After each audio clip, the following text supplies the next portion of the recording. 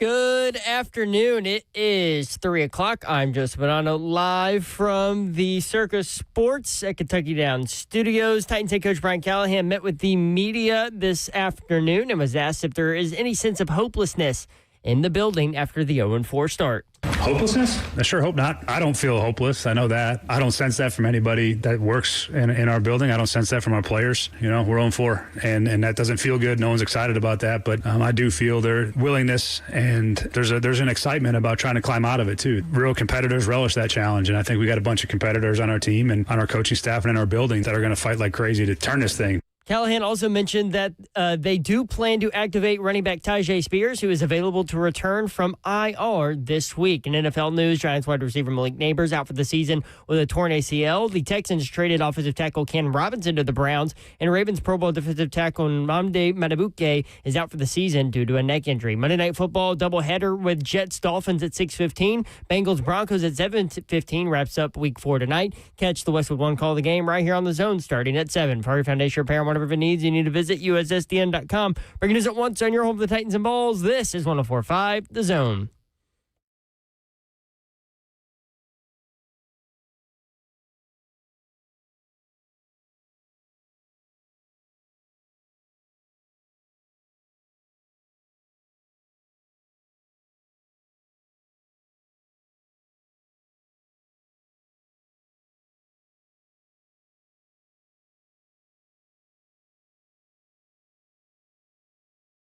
Channel 104.5 The Zone. What up, Nashville? Brent Doherty with you on a beautiful day in the Music City. Hope you had a great weekend. Hope you're having a great start to the week, because we're going to let it all out. Again, the good thing about this is we're used to this. We know what to do. That's the problem, yo. That's the problem. We know what to do. Like this, we want to have something we don't know what to do, like winning. Titans Colonoscopy Mondays will not go away. They won't. This is not only is Callie 3-18, God love him. This team has lost 10 straight games now. 10. Let Vernon Reed and the boys just go. I like it. Living color. Babsy's here. What up? She's elevated, Babsy. too. Look at Babs' facial expression. There is so much bunk about everything, except for our shirts. Our Titans Colonoscopy Monday shirts have come in. This is something. And they're here. Somebody said print them and sell them. I mean, it's unfortunate. How long will it last? That's the question. Scoop with the attitude. All right, what's good 3HL fan? What up, baby? What's good, Scoop? I told you my granddad used to say when I was a kid, man, I'd be so upset somebody lost over the weekend. Typically speaking, it'd be Tennessee Vols. We didn't have the NFL then. And he's like, you know what? Sun's going to come up, and the university will still be there on Monday morning. And I'm like, yeah, I'm 12. Like, and one problem is I'm still there mentally, so no. Anyway, the sun did come up this morning. Very thankful for that. Thank you, son. 26 to nothing. Slay Dog is here. I'm in the building. Yep. Get the crap out. Need a little cleaning. Get it out. Need a little cleanse. Need a little cleanse, Babsy. Executive producer of 3HL is Zeph. What's up? The Titans play at Arizona on Sunday. The point spread is 9.5. Is where we are. This is where you are. Better than I thought it would be. That is a huge line in the NFL. Yep. Especially when you're not playing one of the teams that's like going to win the Super Bowl. Yeah. Nope. I mean, you just scored 0 points on the 0-3 Houston Texans. Rival. 615-737-1045. You want in? That's where we'll start. 615-737-1045. Yeah. Watching the game with Dawn Davenport and her husband, Travis, and Mike and Casey and all the kids, and everybody was there. And after the first missed field goal, Travis Harder looks at us and says, are they going to score today? And it was early for that question. It was the very first drive.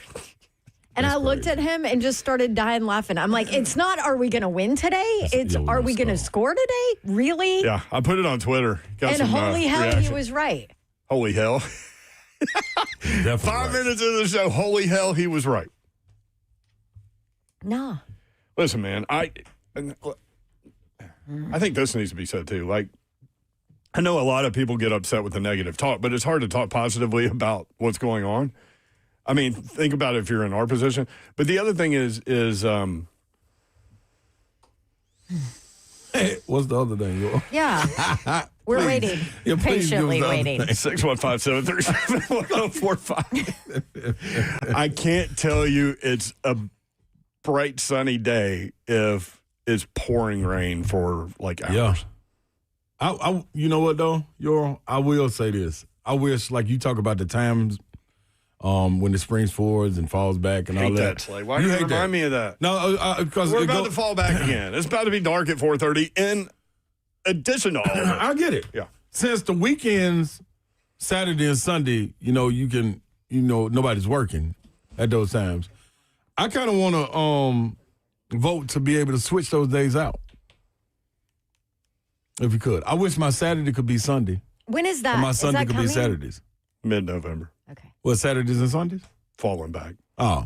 No, I'm switching weekend days. Why? Why does it matter? Why does it matter? Because I'm so happy on Saturdays. You are? Like even in losses, watching college football is phenomenal to me. Well, it's fantastic. We're a college football guy first. Yeah. There are a lot of people that are NFL people first. But I love football, period. And only NFL. I like football. I like sports. I don't understand that line of thinking, but this is for everybody. I get it. Everybody has to be able to do it. Like, you can switch your own days. I want to be able to switch my day.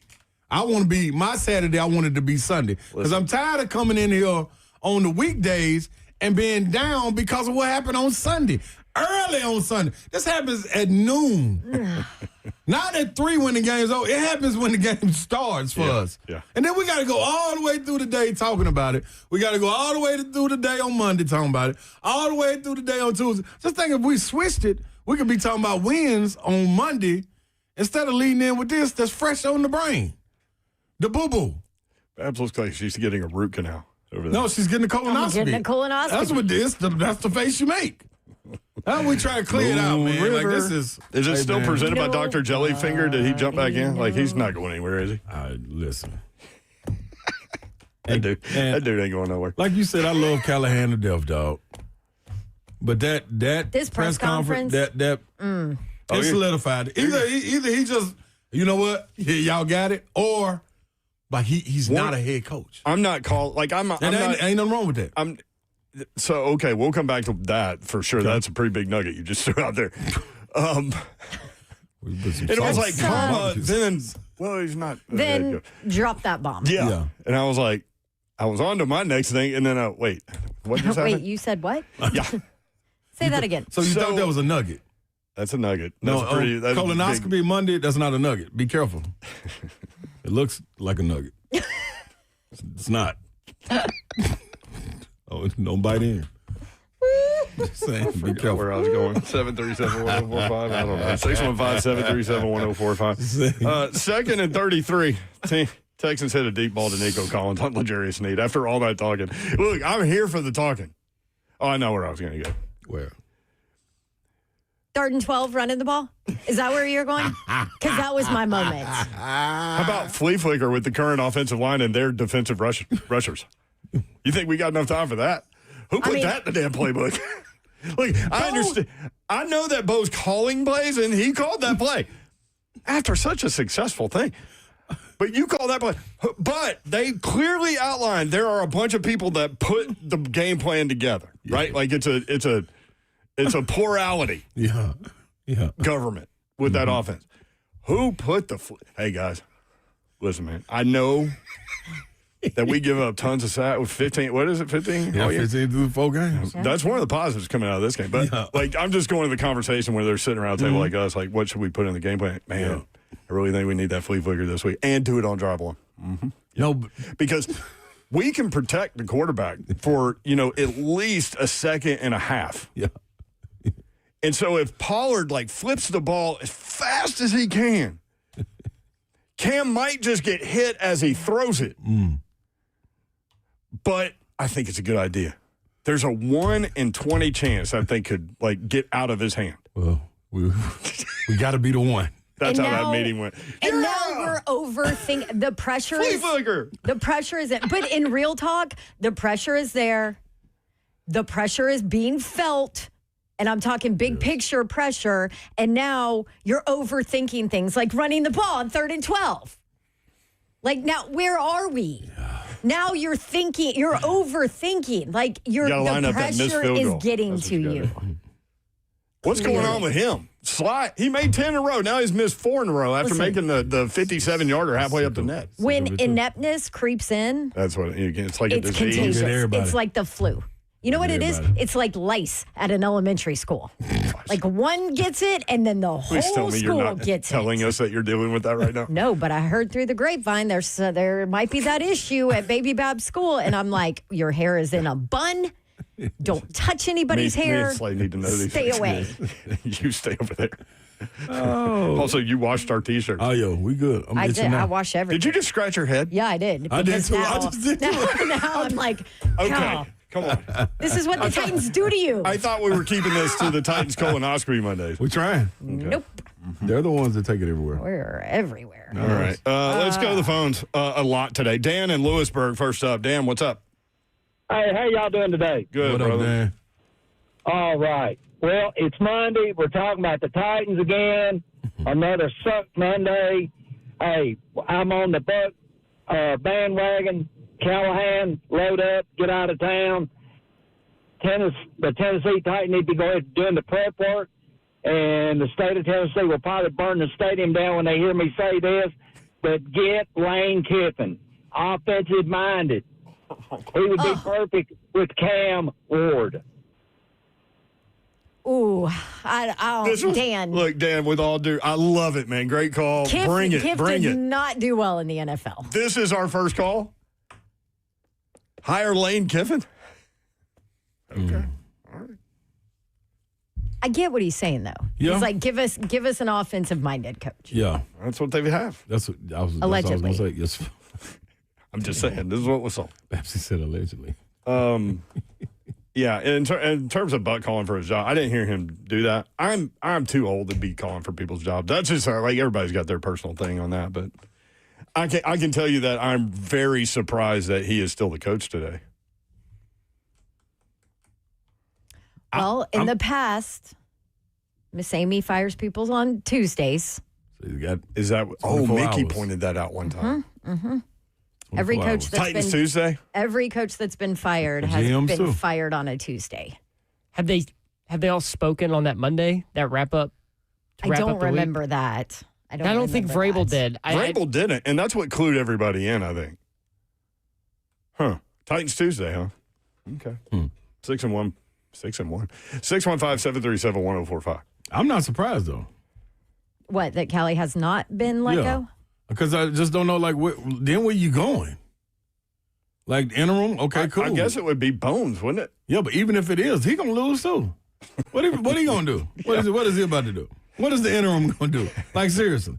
The players you are do still weirdly saying, get a bump. It's not even necessarily the coach. It's the roster. It's where you are. Yeah, right I'm just now. going to echo what the players are saying. But that's what we said when he took the play calling responsibility, when the play calling responsibilities were taken from him. Let me go ahead. Exactly. Yeah, because he that way. He leaned in on that today, too. I think he made it really clear it was not his choice. That is the last bit of rope. We said this last week. Now he has to win. Mm-hmm. And he doesn't have the roster, to Slay's point. It's all tying together. Both of which I said. Yeah, and the other thing, what did I say last Friday? I was like, go down there and lose by 3 touchdowns in Houston and embarrass Miss Amy, see what happens. Well, guess what just happened? Hello, your astronomers. No, you got shut out. Yeah, that's even worse. It's not even just losing by 3 touchdowns. You straight got shut out. It's the first time the Texans have shut out an opponent in 15 years. The last time the Titans were shut out was 16-0 loss to the Broncos, October 13, 2019. I didn't even know that first one. Also, 15 years. does Cam even know what the red zone is at this point? No, not unless he had the cable package when they was watching Red Zone, because he ain't been to it. I haven't. Boy, does that thing feed into my personality type. Oh, yeah. Keep it rolling. People are like, how do you keep up with all those games they're cycling through? I was like, I don't know, you should do. Y'all, our lines are loaded. Yes, we'll go to the phones when we come back. baby. 615-737-1045. Also, I'm going to tell you my biggest worry in this debacle. Okay. And we will hit college football, too. Some very interesting storylines around the world of college football, including the fact that Game Day will broadcast live from Vanderbilt at Alabama. Amazing. How about that? Undefeated Vanderbilt. Who'd have ever thunk it? Yeah. Man. Vandy ranked 16th and Alabama ranked 10th. How about that? It's unbelievable. More 3HL. We have a lot to get to. 615-737-1045.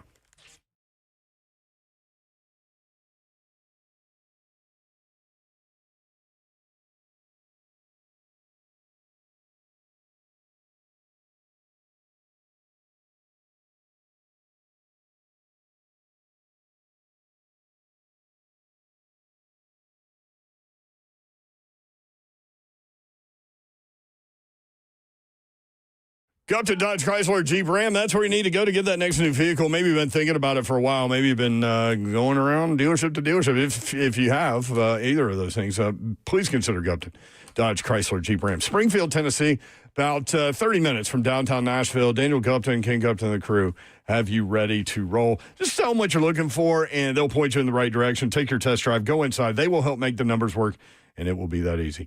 Some of the deals they have going on, you can see all these online. GuptonMotors.com for September. Hurry up and get in there. 1.9% at 72 months or 10% off MSRP on 2025 Ram 1500s. Jeep Grand Cherokee loyalty dollars available. Ask about that. Crazy lease specials on Jeep Wrangler and Jeep Gladiators. You can see all the deals, GuptonMotors.com, and they'll be able to help you out. 3450 Tom Austin Highway, beautiful Springfield, Tennessee. Check them out online, GuptonMotors.com. That's GuptonMotors.com. What's happening, y'all? Low T Center. That's what I'm coming with. Yeah. Get your testosterone levels up. You're probably coming off the weekend. You're thinking, I watched that game on Sunday, and the Titans got my T levels just dropped all the way through the bottom of my feet. It's over. So it's time to get back right. Go get them tested out. You're probably feeling your energy and everything not where it should be, physically not where you want to be, and at work, you're getting a little drained throughout the day, and you shouldn't be. So fix it. Synergex and Low T Center, they change all of that for you. I promise you. They have at-home care. They also treat women. The women got to understand testosterone replacement therapy does what it does for men. It can do the exact same thing for women. It is a benefit. Women experience many of the same symptoms of men with low testosterone, tiredness, no energy, mood swings, and low libido. So why don't you go and get yours taken care of as well? All you got to do is hit them up and get your appointment lined up today at trtmvp.com. That's trtmvp.com. And I promise you'll be wishing you did it sooner.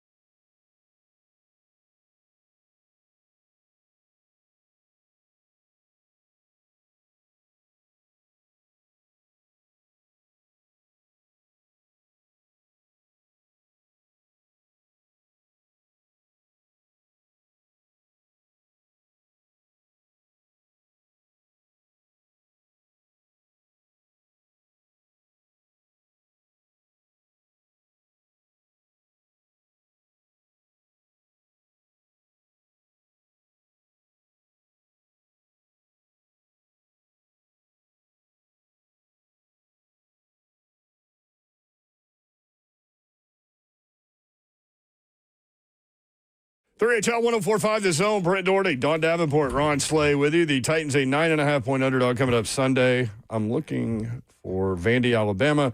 That is 10.5. Alabama a 10.5-point favorite. So here's the thing. It opened right around where Todd said it would. He said he would have it 17.5. Yep. So if you want to find some value there, maybe he's changed it based on Alabama, Georgia. We'll have him on Wednesday at 4:20, so I wouldn't do anything with that game yet. But it did open at 13.5, got bought down to 10.5. So Vanderbilt at 10.5-point underdog coming up this week. Diego Pavia, 400 total yards, 6 touchdowns. That's what I'm talking about. That's what I want. Put foot on throat. So game day is at a 10-point line. Right. I mean, that's crazy. Yeah. Right? Game. Yeah. Gotcha. Yep. But interesting. I've never felt this going into a Vanderbilt-Alabama game. Like, if things go right, and I do think some things are going to have to go right after watching Alabama the way they played against Georgia. Yeah, they've got it going again. Tyler Simpson's completely comfortable. Yeah. That's the other part. Georgia can't get after the quarterback no more. And they thought. Like, that's crazy. Like week one, that was their focus in the offseason. Yeah. Kirby talked about it with us week one. Like, we got to get back to that physical, hard nose, what we're about. Defense, they did more live tackling practices than they ever had in the offseason. Like, they addressed it, running the football. Like, they got away from that. They, studied teams that ran the football well the year prior and, like, did all of these things to try and get back to that just physicality of what Georgia football is, right? And I think it's still biting them. I mean, Kirby Smart told someone close to us that he felt good about them getting after Aguilar, remember? And sacking him and affecting him and hitting him, and they didn't at all. And that spilled over to this week, too. And that's been a thing.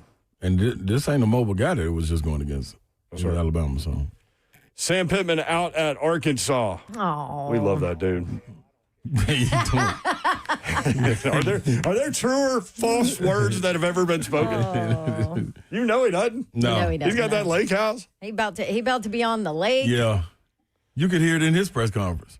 Oh, you could. Yeah, Slay, you could hear it 2 weeks ago. So good. Offensive coordinator Bobby Petrino is the interim coach. Hogs blew an 18-point lead last week's loss at Memphis, and then they were shelled Saturday, 56-13 by Notre Dame.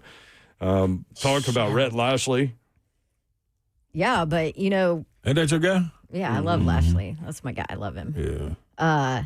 He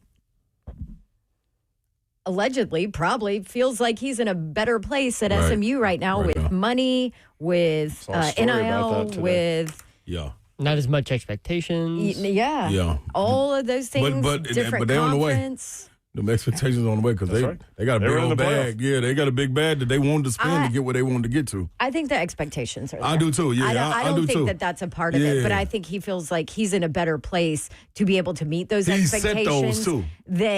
He absolutely set so it's those. cool. The minute that they told the conference, like, hey, listen, ACC, you have a money problem and I have a conference problem. SMU needs to be in the ACC. The minute that flipped, like the expectations were off the chart. Yep. So, but I think he has that program in a better foundational place.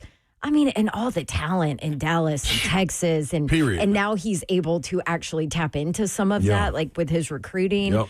He's not going to Arkansas now. Let's talk about if there is an Auburn opening eventually. He'll flip. Absolutely. He's got a relationship there. Absolutely. Here's the thing. We all know SMU has money because they're the only program to ever be put on the death penalty. There's a reason. They spend a ton of money. Been doing it. I mean, have y'all ever been to SMU? Yeah.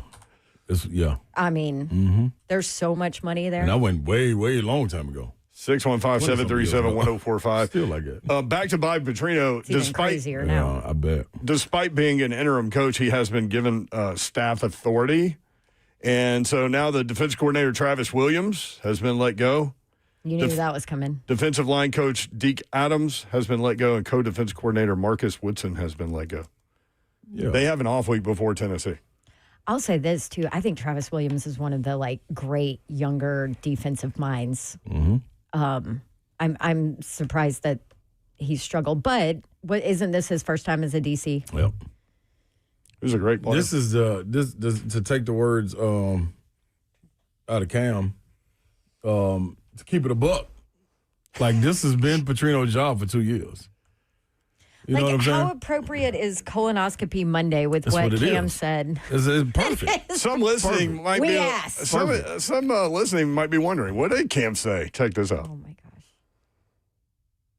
I mean, if we keeping a buck right now, we ass. So we 0-4. We have, at this point, we got nothing to lose. We dropped a quarter of our games, and we've yet to do anything. So we have to lock in, especially myself on the offensive line, from the defensive line, from the special teams to all three faces. We have to play together. We have not played together this year yet.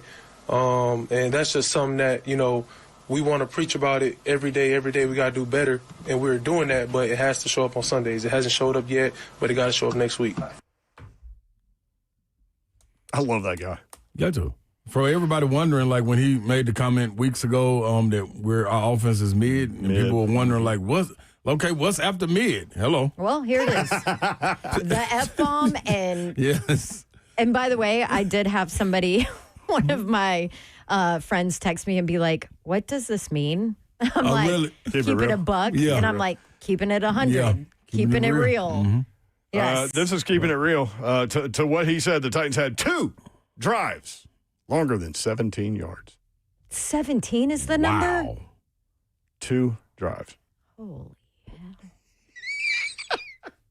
Yeah. Also, somebody mentioned when you said "holy hell," he was right. That we need to pull that and send it to your husband so he can put it as his. No, you don't, ringtone. Zeph. If you want to live, you don't send that to Mr. Babs. What? Listen. Why'd you threaten me like that? Yeah, because I know exactly what you're doing. You're pulling it right now. She's just keeping it a buck with you. Well, you I'm know? keeping it a buck. Listen, If you you wanna do that, live. your ass. He was right though. Yeah, he was. 615-737-1045. Let's go up to Ben in Bowling Green. What's going on in South Central Kentucky, Ben? Not much, guys. Thanks for taking my call. Yes, sir. Just want to voice some concerns and frustrations as a season ticket member. Absolutely. I'm locked into this new stadium. I go to every game. The last game I missed was in 2020 because I didn't have a ticket. I wasn't invited to the games. And I'll be honest, I'm going to keep it a buck. I feel like an idiot for buying into this new stadium and continuing to go and waste my Sunday afternoons to watch this debacle on the field. And I've never been a Cali guy. I didn't think he was the right hire when he was hired.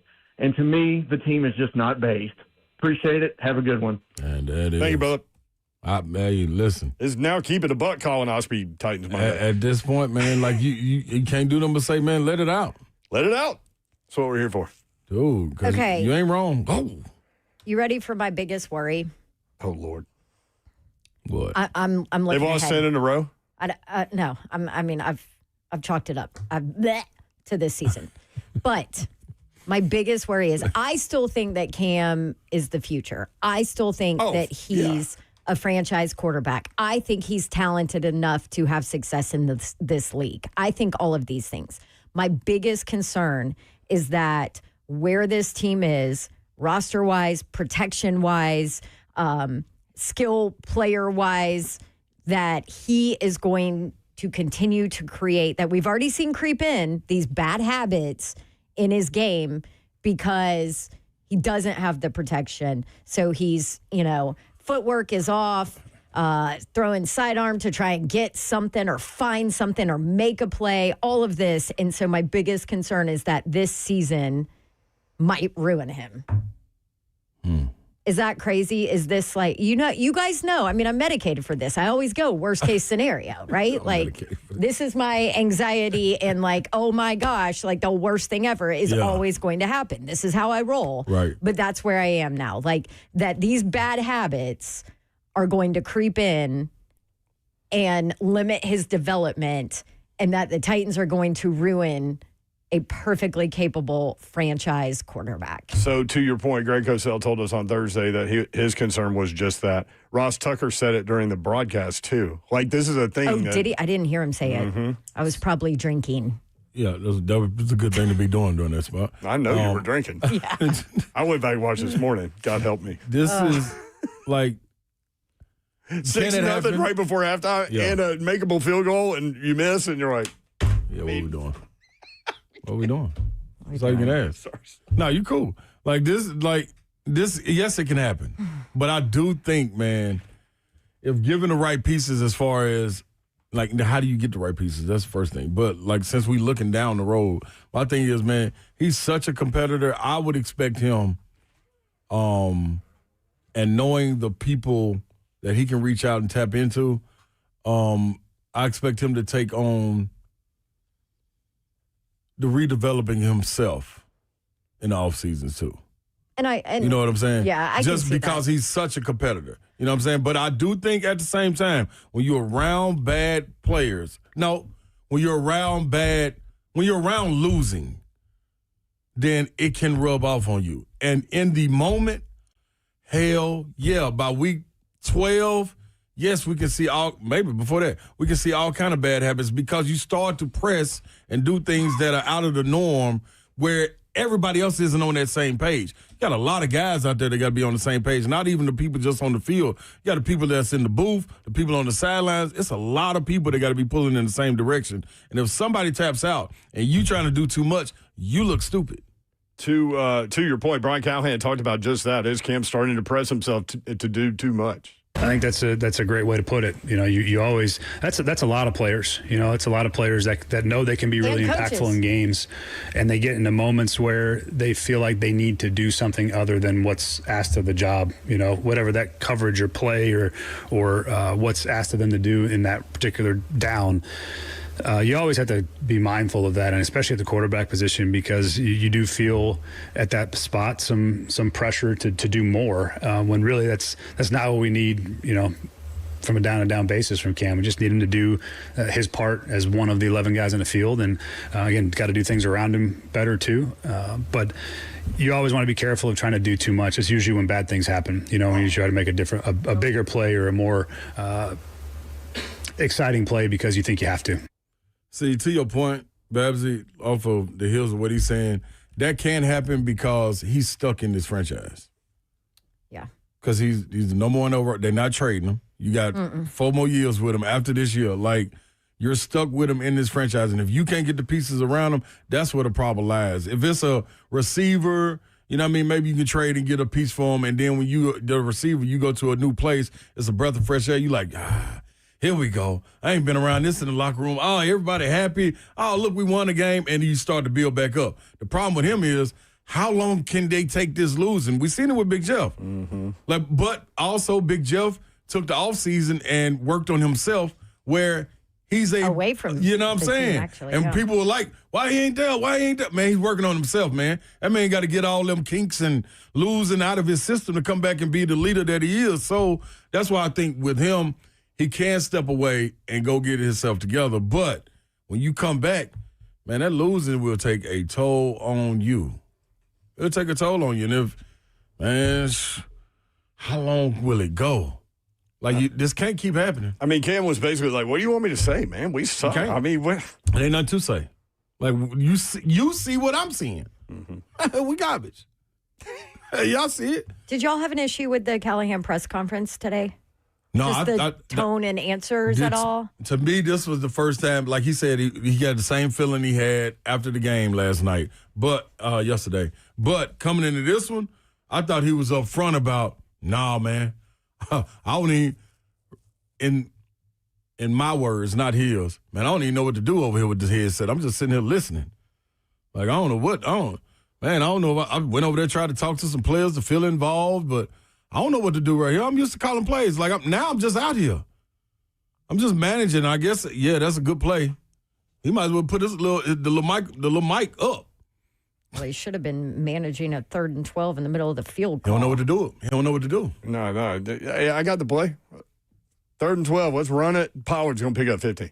He probably wanted to say, hey, man, I don't know if we should do that. And was like, you know what? There ain't nobody listening to me.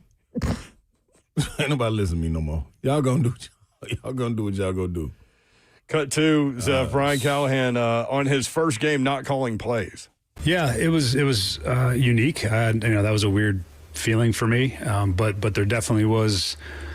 It was clearer on a lot of, just in terms of like there's not that much going on. I just do a lot of listening on both sides and just making sure we're paying attention to where we are situationally and the things that are coming up or could be coming up. I did go try to spend more time talking to the players over the course of the game, so it was trying to find out where I'd fit in like that. That was different. Again, I've only known calling games, as the head coach, so it was a unique experience.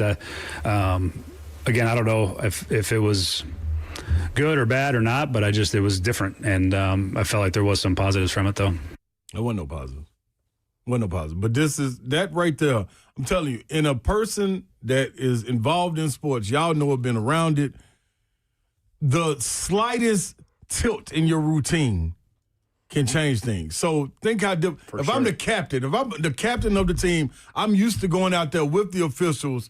I've been going out there for the whole year. We get coming in this year, first 6-7 games, I'm walking out there to half court or midfield, to do the coin toss and talk to the officials, talk to the head official. That's the guy I can communicate with. If I'm not doing that, while I'm sitting on the sideline watching this is an example, watching somebody go do that, I don't know what I should be doing because that's my routine. I'm the leader. Something go wrong on the field. It's one person that's supposed to be able to go talk to the official. That's the captain of the team. You get to go talk. That man play caller. Now, good or bad, indifferent, whatever it is, that man called plays. You got that man sitting out there with one paddle in a rowboat in the middle of the ocean. Lord, that's a bad place. Man, you ain't gonna make it. It's just a matter of time. Man, you better off looking for Jack. And everybody know Jack. Y'all know who Jack is? Yeah, the brother that was on the Titanic.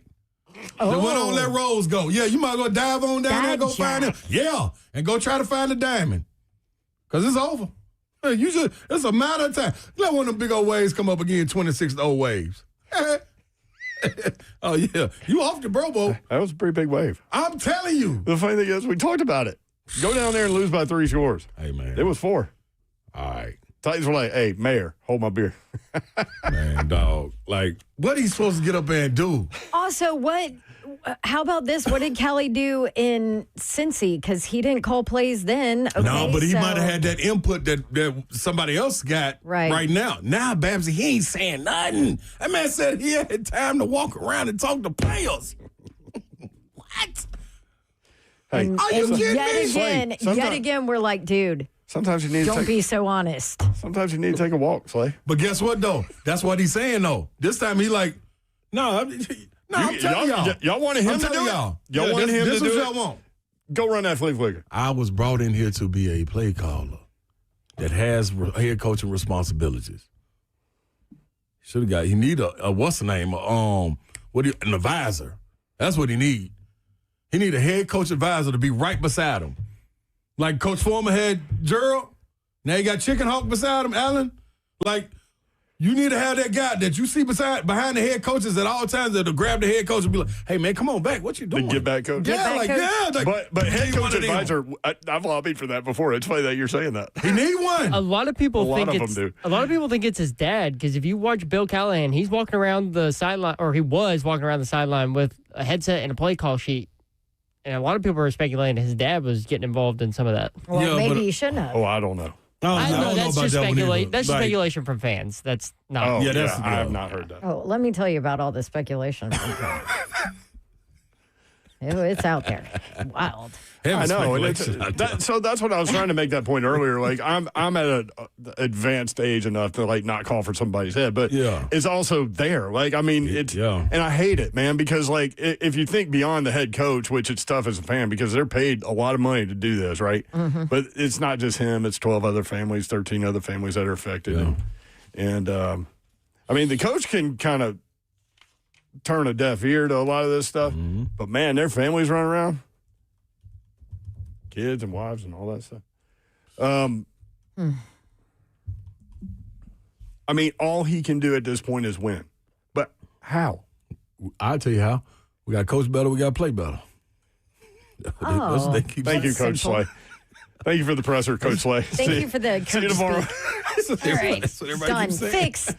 That would be the Slay head coach That's what they speech. keep on saying. Everybody supposed to keep telling us. That's all I can go with now. They don't know. I don't know. I'm going to know. Execute. That's the best That's word. the other one, yeah. I got it from Coach Key at Georgia Tech after my first quarter interview. Execute. I mean, it's all What right if- there. We just got to execute. What if Callie answered that way, though? Like, hell if I know, man. I mean, we're trying. Y'all tell me. I mean, That's what I said. Y'all tell me. that was a 26-0 loss to an 0-3 team. Y'all tell me. Listen, y'all. We went inside our bag and went in there. Kind And of we bag? poured out colonoscopy bag. Oh. Ain't that the name of the bag? Yeah. Yeah. So we went in that bag. We poured out all our little tricks. We put out There a are a lot flea of flicker tricks for in that y'all. bag. Then the flea flicker wasn't enough. So what we did is said, okay, that didn't get him. What we'll do is give it to our receiver and let him throw it back to us. Maybe that'll get him. That didn't work. Did you notice that Cam saw Daniil Hunter standing there, Like- so he just kind of stopped? Yeah, like he was like, "This ball's come not on, going to be man. thrown." Like, what are we doing? Like this ain't. Hey man, You knew that stuff was coming though, because like you get the play calling responsibilities. You're excited. Hey man, watch this. hell yeah, man, I got all kind of stuff for y'all. Yeah, I'm gonna show Y'all think we something. can't protect for a flea flicker? Watch this. Yeah, that's it, dog. No Can't man, protect for a 3-step drop. Although they only gave up 2 sacks, season low. Both to the same guy, but Will Anderson, Season low. Hey. season low. we'll take that. 2. We got no choice. Can we take calls next? Please, Yes, I want to hear from them. And at 4:00, we'll play this little bit of audio. Brian Callahan on if he's looking over his shoulder and if they will get to the point that he's not. Coming up at 4. 615-737-1045.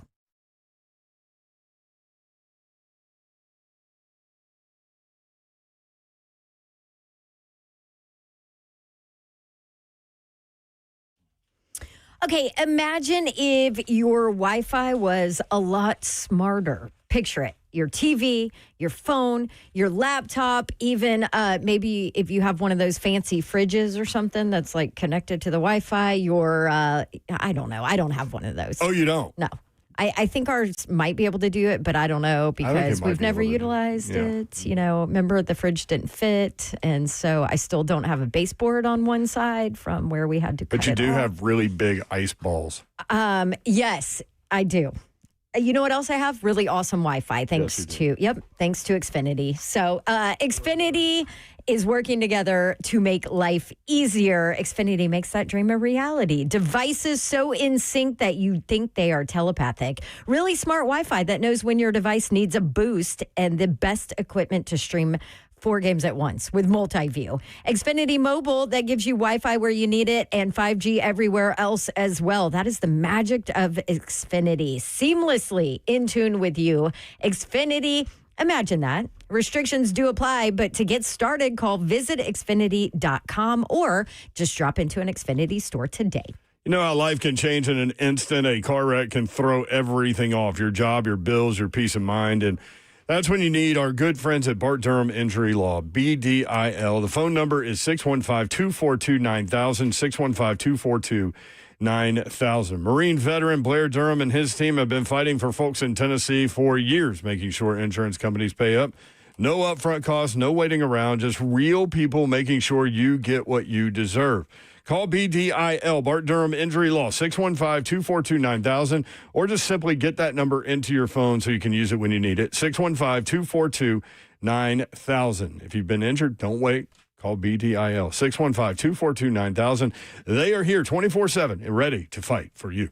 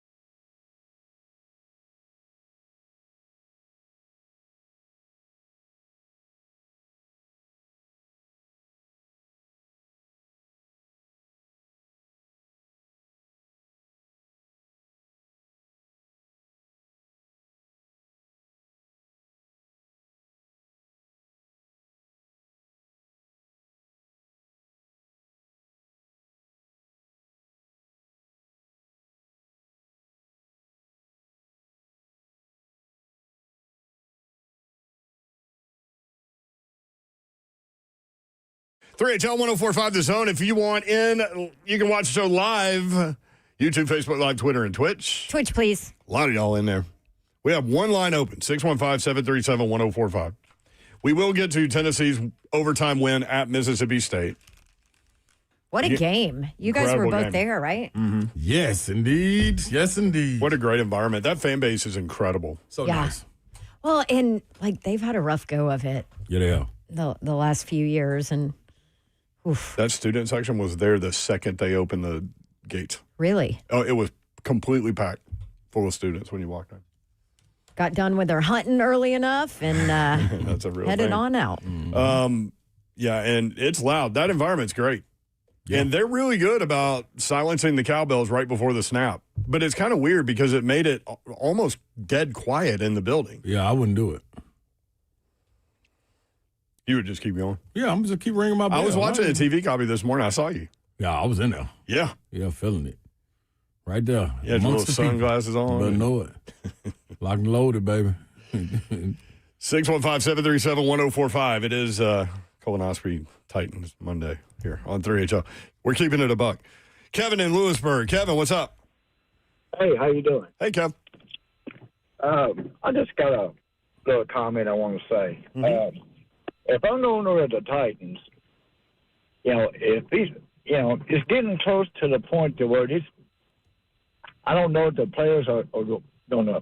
If they don't play for the coach, you need to play for their careers. And if I was the owner, I'd be like, look here, you make a whole lot of money. You should be blessed with the careers and the lifestyle that you have. If you're not going to give an effort, if you're not going to try, you're going to just flat out quit.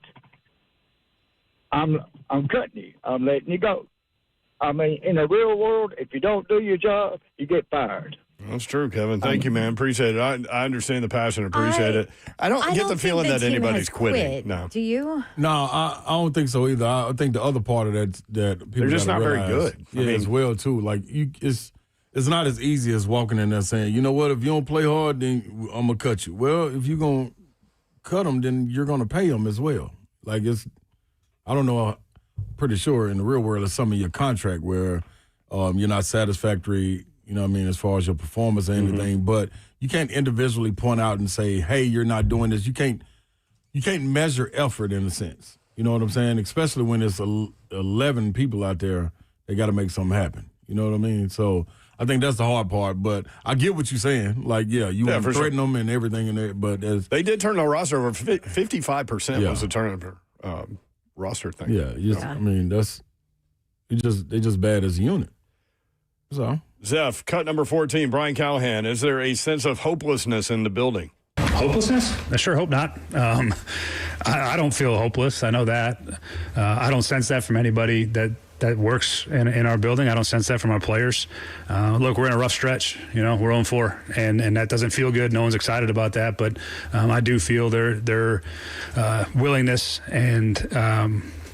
There's an excitement about trying to climb out of it too. There's something about that's real competitors relish that challenge, and I think we got a bunch of competitors on our team and on our coaching staff and in our building that are going to fight like crazy to turn this thing, man. That's the fun part about these jobs is you get in these adverse situations and you're trying to find a way out. And trust me, I've done it before, been a part of it before in a couple places, but that reward and that feeling there's nothing like it. And then that's what keeps me going is that moment where we can find a way to get it turned is really something that you can't find anywhere, that feeling of accomplishment. And I think that's what drives us. And I think our guys are excited about the chance to go try to prove it. Sounds good. I'm all for it. I mean, truth of the situation, they've lost 18 out of their last 21 games. Right. So, okay. And it goes beyond that, actually. Breakthrough Bits in our chat said, competitive, we ain't got but 2 dogs on this team. Who are the dogs on this team? He's talking about Big Jeff and Cam Ward. That's who he's talking about. Is But who there's he's more talking dogs about. than that, though. I think there's By the way, Pollard, McCreary's a dog. McCreary. Quandre Diggs is a dog. Yep. Amani Hook is a dog. Tony Pollard's a dog. Skoronski's a dog. Latham's a dog. But Latham isn't out there. Yeah. Sweat when But he's Sweat out there. is, but he's he a ain't dog. out there. Yeah. Like, I mean, It's And then some of cool the to- other guys that I think could be are just young. Yeah, Alec is young. You know what I mean? Right. DK want to be good. They never been in this Yeah. league. Even Cam, even with him being a dog, he's never played in this league. You got to surround him with guys that can protect him and, you know what I mean, put him in good positions to win. So they got to move as a unit. You can have all the dogs you want to, the biggest, baddest dogs in the pound, and still get whooped if you come in with a unit that's bigger and better or badder than them. And they move as a unit. They're not together. Like, honestly, man, it sounds so stupid and cliche, but they honestly are not executing and playing to their level. It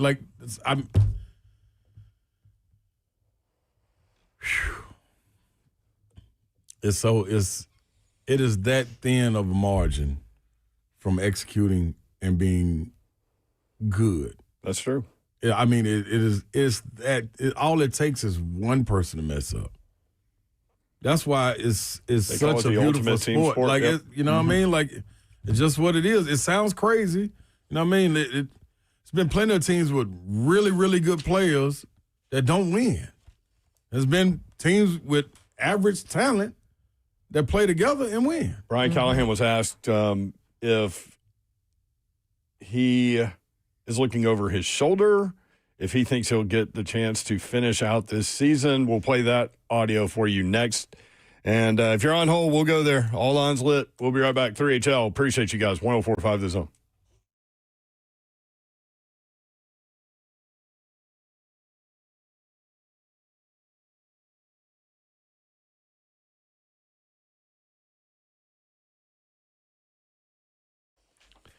Got an important message from our good friends at Bart Durham Injury Law. Before that message, go ahead and get their number into your phone. This is Blair's number, actually, 615-242-9000. Call the guys when you need them, 615-242-9000.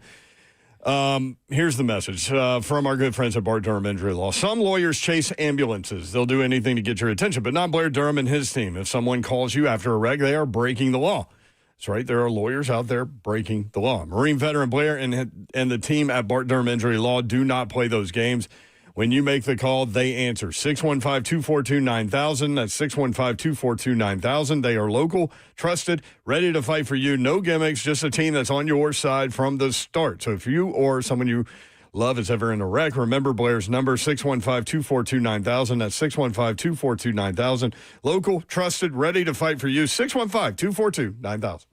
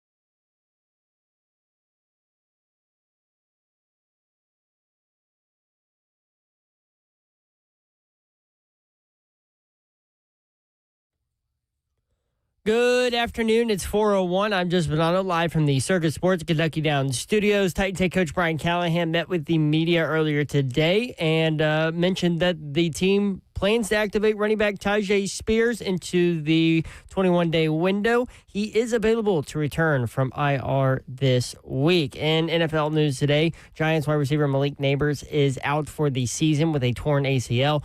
The Texans have traded offensive tackle Cam Robinson to the Browns, and Ravens Pro Bowl defensive tackle Nnamdi Madubuike is out for the season due to his neck injury. Monday Night Football doubleheader with the Jets Dolphins is at 6:15 and Bengals Broncos at 7:15 wraps up Week 4 tonight. Catch the Westwood One call of the game right here on the Zone starting at 7 after the Brian Callahan Show. For your foundation repair and whatever needs you need to visit USSTN.com. Breaking news at once in your home for the Titans and Vols. This is 104.5 The Zone.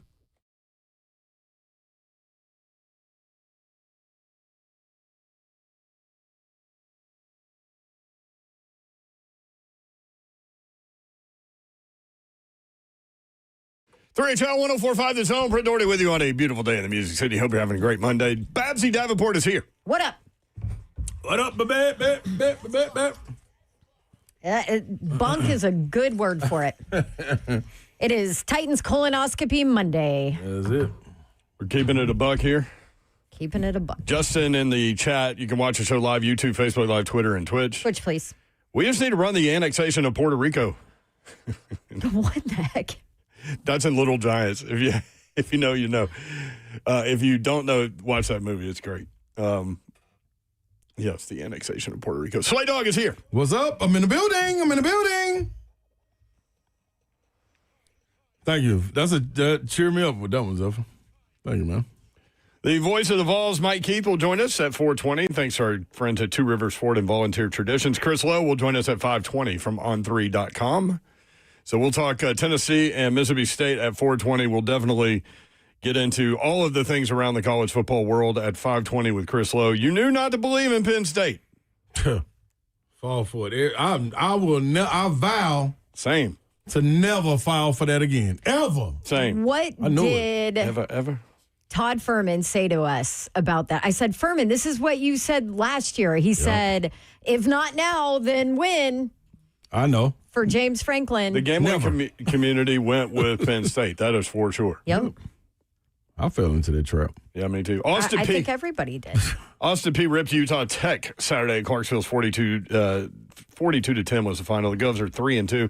They host West Georgia Saturday at 3. Chris Parsons, the quarterback, is awesome, man. 204 yards and 3 touchdowns through the air, 82 on the ground, and another score. Tennessee Tech stays hot. They're 4-0 following their 35-8 win Saturday at TSU. Tech gets Western Illinois at home Saturday. The Leathernecks are 1-4. Good opportunity for Tennessee Tech to get to 5-0. TSU plays Eastern Illinois on the road Saturday. MTSU fell at Kennesaw State 24-16. Running back Jaquel Middlebrook, great kid, had 109 yards and 2 touchdowns. Blue Raiders 1-4. They will host Missouri State next Wednesday. They start playing. They have 3 games in a row on Wednesdays coming up in October. Western Kentucky slides by Missouri State 27-22. Hilltopper quarterback. You guys love this guy. Maverick McIver. We just love his name. Threw for 317 yards and a touchdown. Western is 4-1. They play at Delaware on Friday night. Memphis pounded Florida Atlantic 55-26. Quarterback Brendan Lewis, 2 touchdowns through the air, 2 on the ground. Memphis hosts Tulsa Saturday night at the Liberty Bowl. They are 5-0. Tulsa is 2-3. So Memphis trying to get to 6-0. There's some college football for you. Locally, 615-737-1045. A lot of people venting today. Let's get in Alan in Mount Juliet. Slay brought up that he wanted to flip his Saturdays and Sundays around because he's happier on Saturdays. Wants to go in the week that way. Alan says he has an idea. Slay Dog, I got it for you. And this is what I'm doing. If you go ahead and watch Thursday Night Football and you get just a little taste because they're pretty good games right now, and then you take your lady out on Friday, but you DVR the Friday night college games, watch them on Saturday. Which have been great, actually. And then DVR Saturday's games, watch them on Sunday so that you're good. And then you DVR the NFL games on Sunday. You watch them on Monday. That way you're almost getting like a 4-day Father's Day weekend. And then you then you pull out the Monday night games, throw the DVR. That's your plan, and then you watch them on Tuesday, and then by then, the minor league college teams are going to have Wednesday games. Yeah. And then you got football every single night, like and your lady's happy because you took her out Friday night. That's right. There you go, Slay. I like that right there, man. Thank you, Alan. Appreciate it. Hell yeah, Alan. That's what I'm talking about, man. Yeah, come on, Mac. Mac Action. What is it, Maxon? Yeah. Action, baby. Maxon, come on, Maxon. That's starting. Well, right. Conference USA Wednesday games. Let's coming go. up. Here we go, baby. I think MTSU has one coming up Next Wednesday. next Here we Wednesday. go. We'll Thank be you for there, that, Alan. right? Oh, I Appreciate think that. we are going to Yep. be there. I Now think that we're you there. mention that. Babs' game was good. Georgia Tech wins 30-29 in overtime at Wake. The Rambling Wreck is Crazy. 5-0 for the first time since 2014. I was watching that. Crazy. They're going to be favored in every game until the last one. They could be undefeated. They have a much needed bye week, and they struggled a bit, man. Struggled a bit in that one. Now, there's a lot of people that are like, oh, okay, how good is Georgia Tech, right? Because, I mean, you're talking about a Wake Forest team that has 45 new players and a brand new coach and a completely different offensive scheme than that slow mesh kind of thing that Dave Clawson and them ran or whatever. But you also have to remember Wake Forest had 16 days before that game because they played on a Thursday and then had a bye week. So they had 2 full weeks to get ready for Haynes King and that Georgia Tech offense, and it absolutely made a difference. And they showed different things that they have not shown on film yet, which Georgia Tech knew was going to happen. They knew that was coming because it happened last year. They had Louisville after a bye week, and they ended up losing that game to Louisville, which they should not have lost last year because I actually worked that game too. But so that is something to remember. But I'll say this about Jake Dickert. I knew nothing. I mean, I knew about him, but I had never covered him, never chatted with him. That dude's got some energy. Yeah. I like him I know as nothing a about head him. coach. Yeah. Yeah. I like his demeanor on the sideline. I like how he has kind of like built his culture there. I mean, not a lot of people know a lot about him. He did have Cam Ward. His last 2 quarterbacks were Cam Ward, or for the last 3 years, Cam Ward, and John Mateer.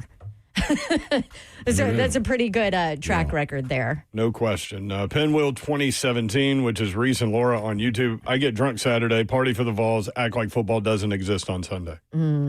We can't get there. I think Titans that's, fan base can't Reese, get to probably. that point, right? Gonna be There's hard to got to do. be some positives that you can watch that can be built on in the future.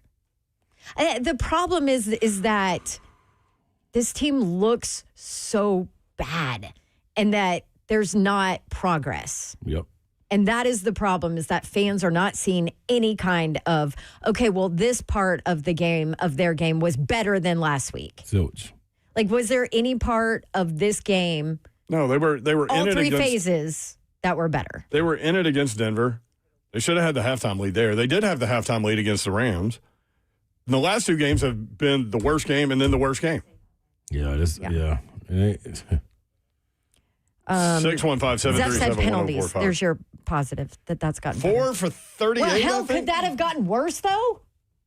Oh, yeah. I bet. It can always get worse. I know. 4 That's for my 35. saying, too. 4 for 35. My saying is Last it week can they always were get worse. 8 for 68. Oh, yeah. I mean, So it's been a improvement. big Improvement. There you go. That's the best. That does not They improve allowed your the viewing experience of this team. They allowed the fewest sacks they've allowed all season, and they had the fewest penalties and yardage that they've had all season. Okay, there Positives. you go. Progress. They also doubled their sack total on the season. There you Improvement. go. 26-0, man. Against an 0-3 team. There's no We improvement. ass. 0 improvement. Keep it buck. I mean, We we need- keeping a buck right now. We ass. We need to add that to the back of our colonoscopy shirt. So do. Gil in I California. mean, how perfect are our colonoscopy shirts for Monday after Cam Ward's press conference? We so do. Gil, what's going on out there, man? Hey, y'all. I'm just trying to hang in there. Glad training camp open today for basketball because they've been giving me some extra gray hairs, these Titans, man. I got you, bro. Tell you what. Absolutely. But let's say this. I'm going the argument to keep Callahan for the rest of the year. And my argument with keeping Callahan for the rest of the year is that or if they bring in one of these assistant coaches, they're going to basically be coaching the same offense that we've been running All right, Gil. Gil, in and out on us, brother. We lost you. Man, that was see if we can get a better connection. It's kind of appropriate. Here's my idea. Nothing. I think I did that earlier. You did. By accident. That was no accident, you want to hear one more from the head coach? Well, not one more. We'll hear others, but one more for right now. If he's looking over his shoulder, and will he get to finish this thing out this season? Yeah, I don't, whether I do or I don't, or it doesn't matter to me. My job is to try to put our team in position to win as many games as possible and to keep coaching until the day comes that they don't want me to coach here anymore. And that's the reality for everybody that coaches in the league. You don't think too much about it. I don't look for assurances. I can tell you I've always been supported here. I've always felt like the people that I have to work with on a day-to-day basis believe in what we're doing and how we're doing it. But again, I also know how the NFL works. So yeah, I go in every day and I work as hard as I possibly can to try to put ourselves in good position, and I do that for as long as they'll have me. And that's the only way I've ever known how to work. That's how I've worked every spot I've ever been. Your assurances come from how you play and you win. That's at the end of the day. That's just how it always goes. So we got to get ourselves to that spot. I get the big picture of what he's saying. All he can do is what he can do and go to work every day and all these things. I get it. But, man, to put out there whether I do or don't, it doesn't matter to me, that's a tough one. Yeah, but I mean, like, I don't think you admitted that. Yeah, I agree, but like getting that line out there is like people hear that and they're like, "Wait a minute." I mean, it don't. Then at the same time, like when you fire me, what are you really doing? Unless you fire, like, come on. See, this is the silly part for me. And yes, you want action as a fan, but you fire Callahan. Then what? What about everybody behind them? They still running the same thing. Like nothing's we're not finna get a new install. You're not finna change much. The players ain't changing. You may change your roster's your pregame. Not better. All that's gonna be the same. So the only way to not save yourself for 2 or 3 weeks, because after 2 or 3 weeks, all of this heat is gonna come right back on to whoever the interim guy is. So you have to fire everybody.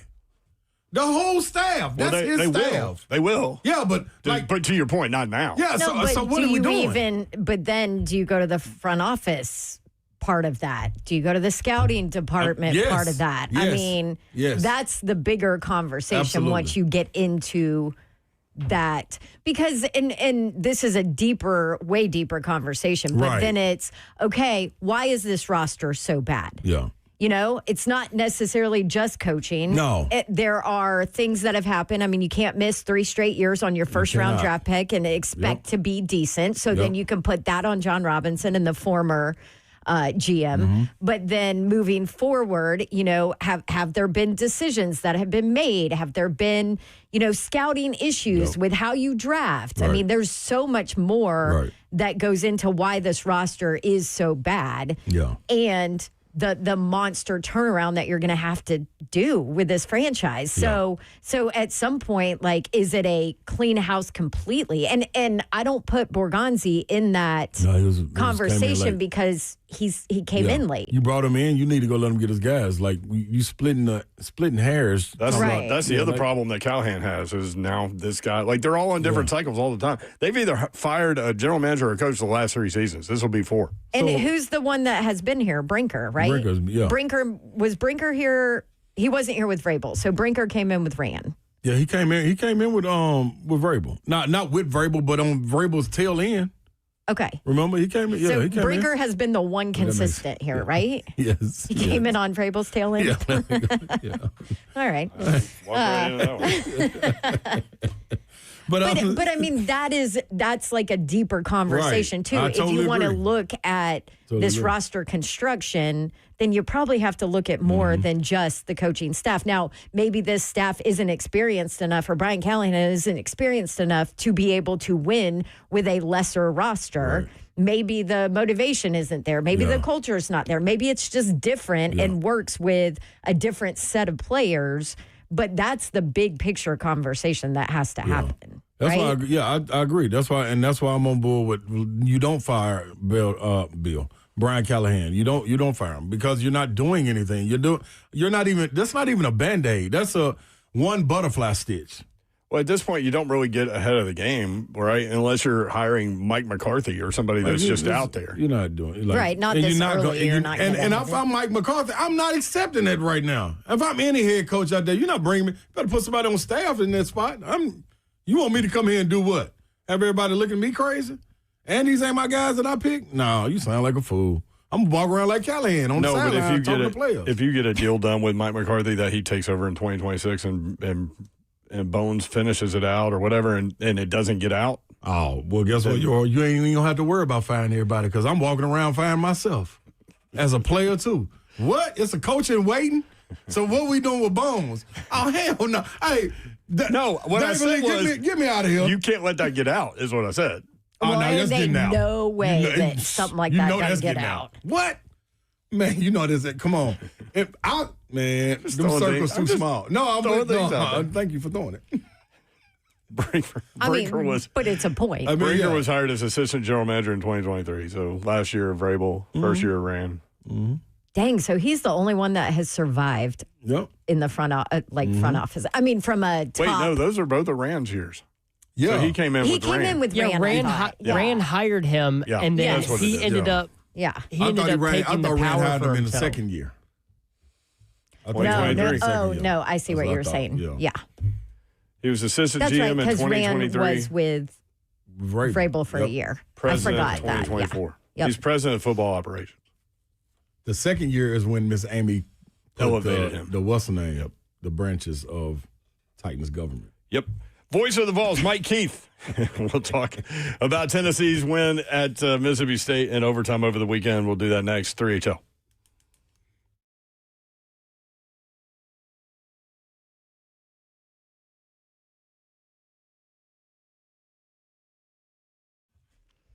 All right, let's see. It's the 29th. You got a couple of more days to, that's not grammatically correct, is it? You got a couple of days left to get in on your dawn deal for Pella Windows and Doors of Nashville. So here's the deal. If you need new windows, you need new doors, the only company that you need to use, trust me, because this is who I have used numerous times, is Pella Windows and Doors of Nashville. And every month they let me pick a dawn deal for you. And for the month of September, a couple days left of this one before we move to our October dawn deal, you get 55% off qualifying installations and 0% APR for 48 full months. So you can take your time to pay off your new windows and doors. That is the dawn deal. Schedule your free consultation with Pella Windows and Doors of Nashville. They're celebrating 100 years in business this year. So you know they do things right and they take care of their customers. You can schedule that free consultation easily online. Ask for the dawn deal. Here's your website, PellaNashville.com.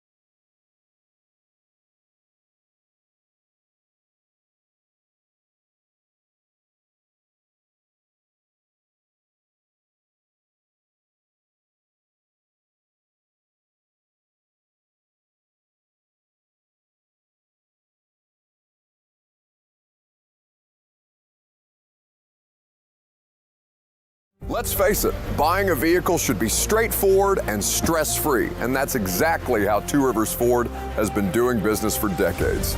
This locally owned dealership has a non-commissioned sales team whose only focus is to find you the right vehicle at the right price without the pressure. So you'll actually have a fun car buying experience. Great prices, easy financing, and a non-commissioned sales team. Two Rivers Ford, the South's most trusted Ford dealer.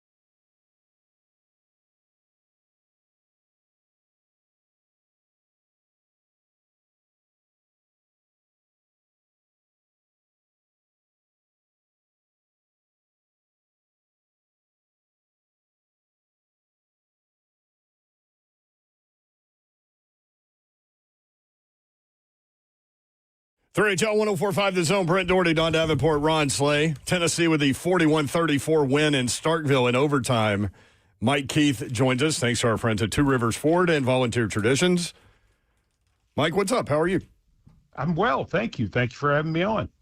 How great was that environment? It was pretty great. I was very impressed. I think the majority of our crew was very impressed by what we saw. I mean, their student section was awesome. The thing I've known about people who've gone to Mississippi State is people who go to school there love it. Love it. I mean, they just think it's, the greatest thing since sliced bread. And that makes you happy, even if it's not your school. If you go somewhere, you want to have a good time and take pride in it and be loyal to it. And so to see their students down there and being as excited as what they were, and just the whole thing. I mean, it was a big opportunity for Mississippi State. No question. They hadn't won a conference game in nearly 2 years. They're clearly a lot better. I mean, so much better than what they were a year ago. And Tennessee opened the door for them. They had some chances. They had chances to really take control of the game. Never quite could. And the Vols were able to win the fourth quarter and then win overtime, obviously. I thought the big thing to me, Brent, is what you saw them not do against Georgia, they did against Mississippi State, closing them out. Thought it was a great environment, too. Somebody near us told us, said, why did we do a whiteout today? It looks like Neyland Stadium in there. I mean, it was white and orange. They did get to be cooler. Because they had because it was hot down there. So I guess that was it. Yeah, I mean, I'm sure they were hoping for a night game, but where they are right now, I mean, it's like bringing back Jackie Sherrill's team from the whiteout 25 years ago, the snow game or whatever they called it. That was cool.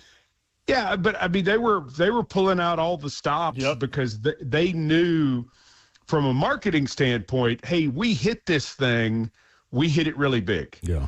And they did everything in terms of the environment and the atmosphere. They did everything but win the game. But, having been on a couple of different committees at different times, trying to get people excited about something at different points when you're coming back from being down, I can tell you have to swing. And that's what they did. And so I don't blame them in the least. A lot of Tennessee fans down there, that's for sure. Let's start with this. Arian Carter, Mike, we keep talking about him. 17 tackles, and it's fun to watch him for a number of reasons. But he's physical enough to hit the run fits, right? He's talented enough to be able to stand up in pass protection, and he's skilled enough to spy the quarterback who can run. Well, you hit it all, but let me take it a step further. Yep. There's some guys who play linebacker in whatever level of football you're at, and they make a lot of tackles. And you're like, man, that guy makes a lot of tackles. And most of them are 6 yards down the field. And then you see a guy go out and make 17 tackles where some of them are down the field, but some of them are in the backfield. Some of them are for 1 yard losses. Some of them are plays where he bats the ball down on the last play of overtime. He's a big play guy making 17 tackles. He's an impact linebacker making 17 tackles. I'll tell you what he is. He's a Sunday linebacker making 17 tackles. We felt like that Arian Carter would elevate this year to that level of the next guy from Tennessee at that spot. And he's doing that. And I'm going to tell you, Spillman's coming there too. He's coming on right now at that spot as well. That's why they are getting him more and more snaps. It's not that T-Lander isn't doing a good job. Jeremiah's playing just fine. It's just, when you get these guys who can run and hit and who can make big plays and make a difference, you got to have them. Carter is certainly that, and being the SEC Defensive Player of the Week this week is only fitting. Mike, man, it's so much to talk about in this game because, like you said, it was so many things presented, and I think that's one of the maxims. When the breaks come your way, You got to take it back. You got to score. So when the breaks came their way, this last drive, Mike, to tie the game up before even going in overtime, we saw Joey. We know he's calm, cool, and collected, man, but to stare down the barrel, the 2nd and 9 pass to Mike Matthews when he was going to be sacked, the stadium knew he was going to be sacked. The two guys that were going to sack him knew he was going to be sacked. And he still was able to deliver the ball and Mike to watch the ball all the way in. A lot of things on this. One, him trusting his guys to get him the ball and them make the plays. Two, him not panicking and just flinging the ball anywhere, given an opportunity for Mississippi State. Mike, where's this growth come? How important is this growth? That's a better question. How important is this growth for him and his receivers? And for Tennessee's offense. Absolutely. Because the other thing, too, Ron, is there are plays you can run because you know you've got a 6'3", 230-pound quarterback who's going to stand in there to the last second and is going to take the hit. Yeah. Because even if protection is good, you understand that sometimes deeper routes take longer to develop. Yeah. And, you know, certain things take longer to come open in different, you know, schemes that they run because he's willing to stand in there because he does not get the happy feet. And what we were talking about last week, he's a football player. Yeah. He gets it. You know, not every he doesn't have the glass jaw. He's not Fragile Freddy. He steps up and delivers the ball and knows he's going to get it. I mean, he does it on some of the screen passes at different times. He'll hold it just long enough to give a guy a chance to clear one more defender. I think that's really what he's all about. I go back, and I don't mean to be repetitive week to week, but I think the fact that this guy's a football player and also a quarterback at the same time is a big deal. Yeah. And it's giving Josh Heupel a chance to do more with his offense. Mm-hmm. So, one more with this offense for me, Mike. The opportunity we got to finally see this 5-star step in there, man, in a raucous environment and the timing of it. And I remember the one play before even the drive to go tied up, the play leading to it. He checked into the game when the big fellow went down. I forgot who it was. That was Jesse Perry. Jesse Perry, who went down. And the first play to get his feet wet, he pulled around and blocked the outside back. Oh, my gosh. I didn't even watch the ball, Mike. I only watched him, and I felt like we gained 10 yards on that. Talk about David Sanders, man, and how important that was for him. Well, it's huge.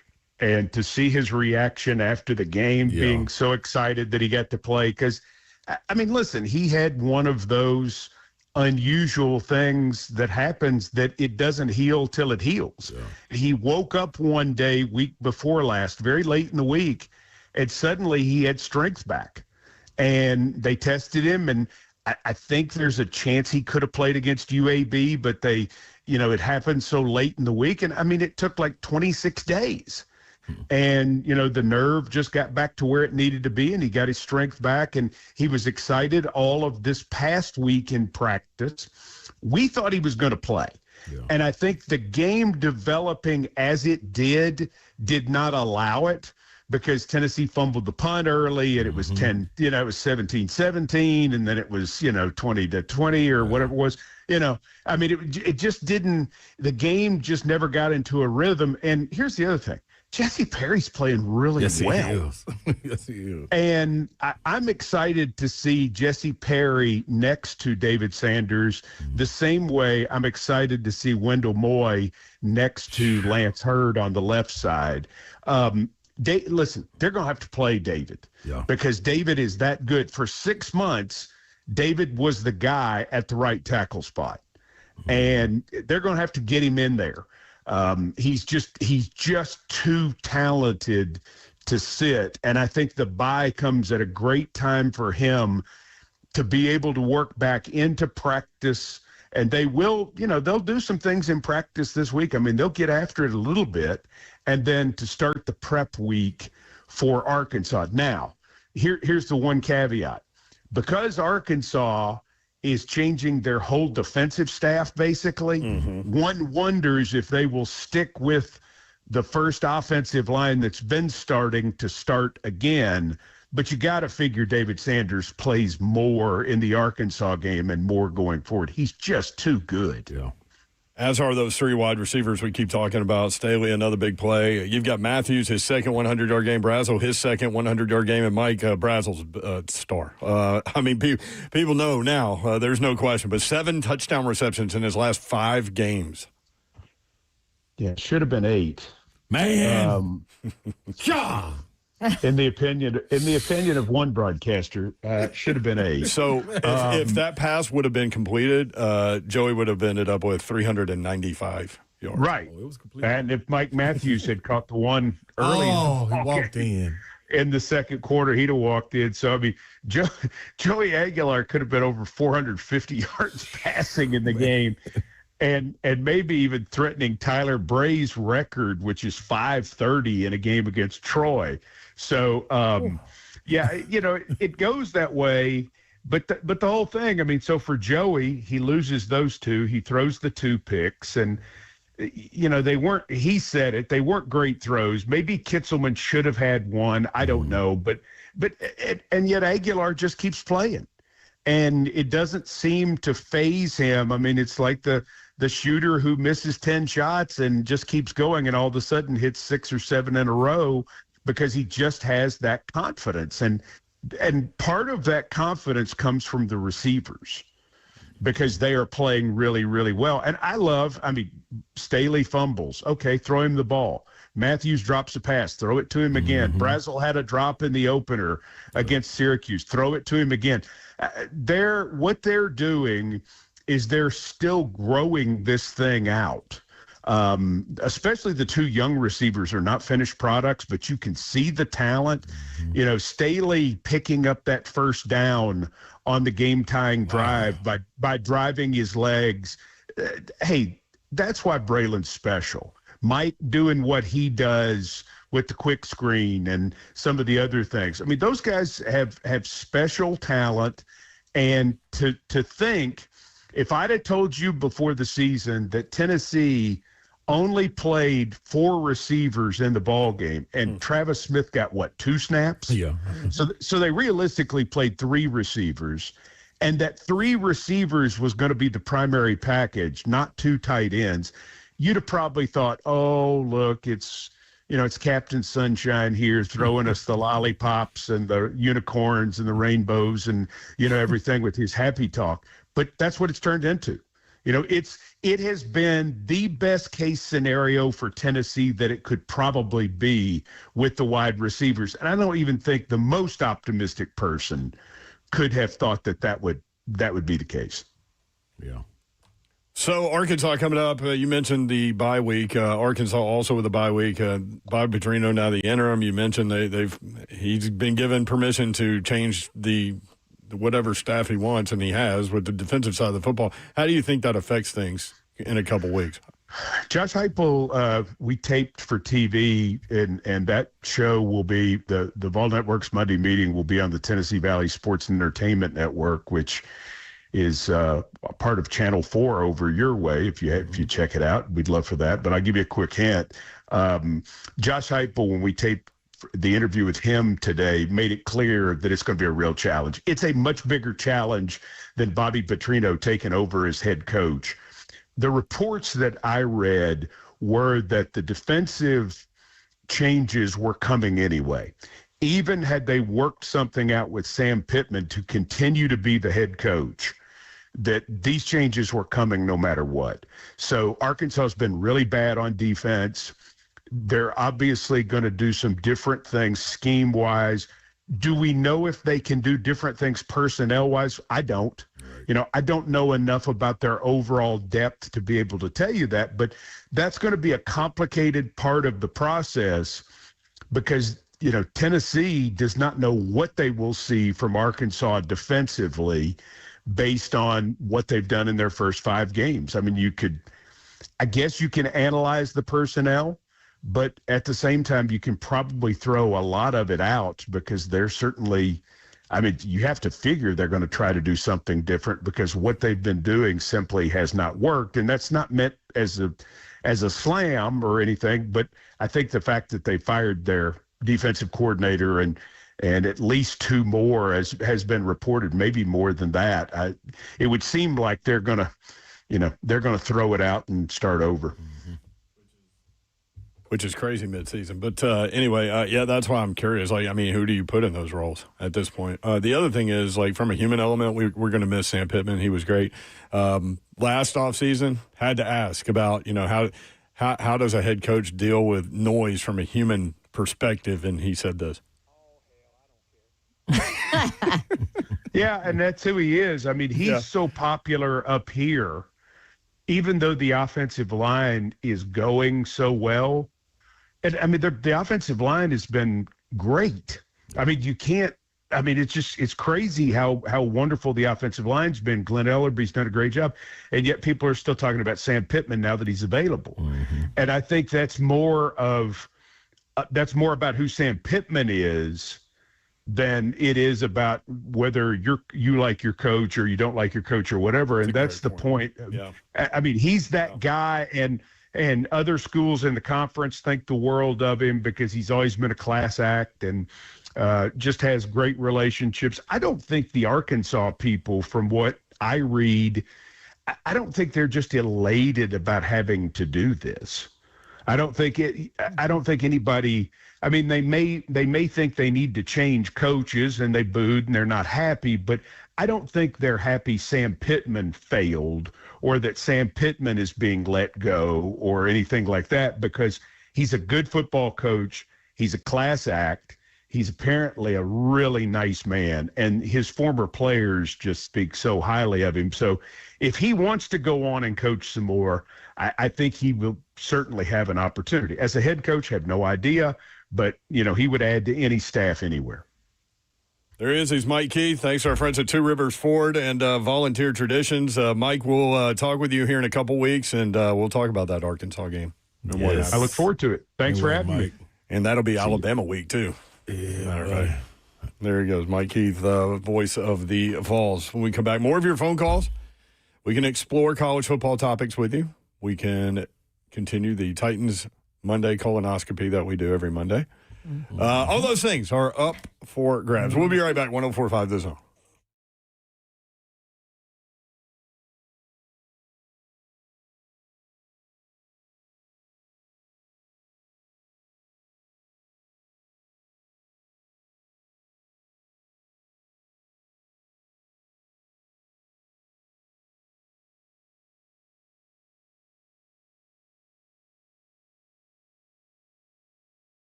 I want to tell you about a new obsession a lot of people have, Daisy French Onion Dip and Daisy Ranch Dip. These are game-changer dips, and certainly a guilty pleasure during football season when you're mashing your teeth about your favorite team, and maybe you've got some anxiety going.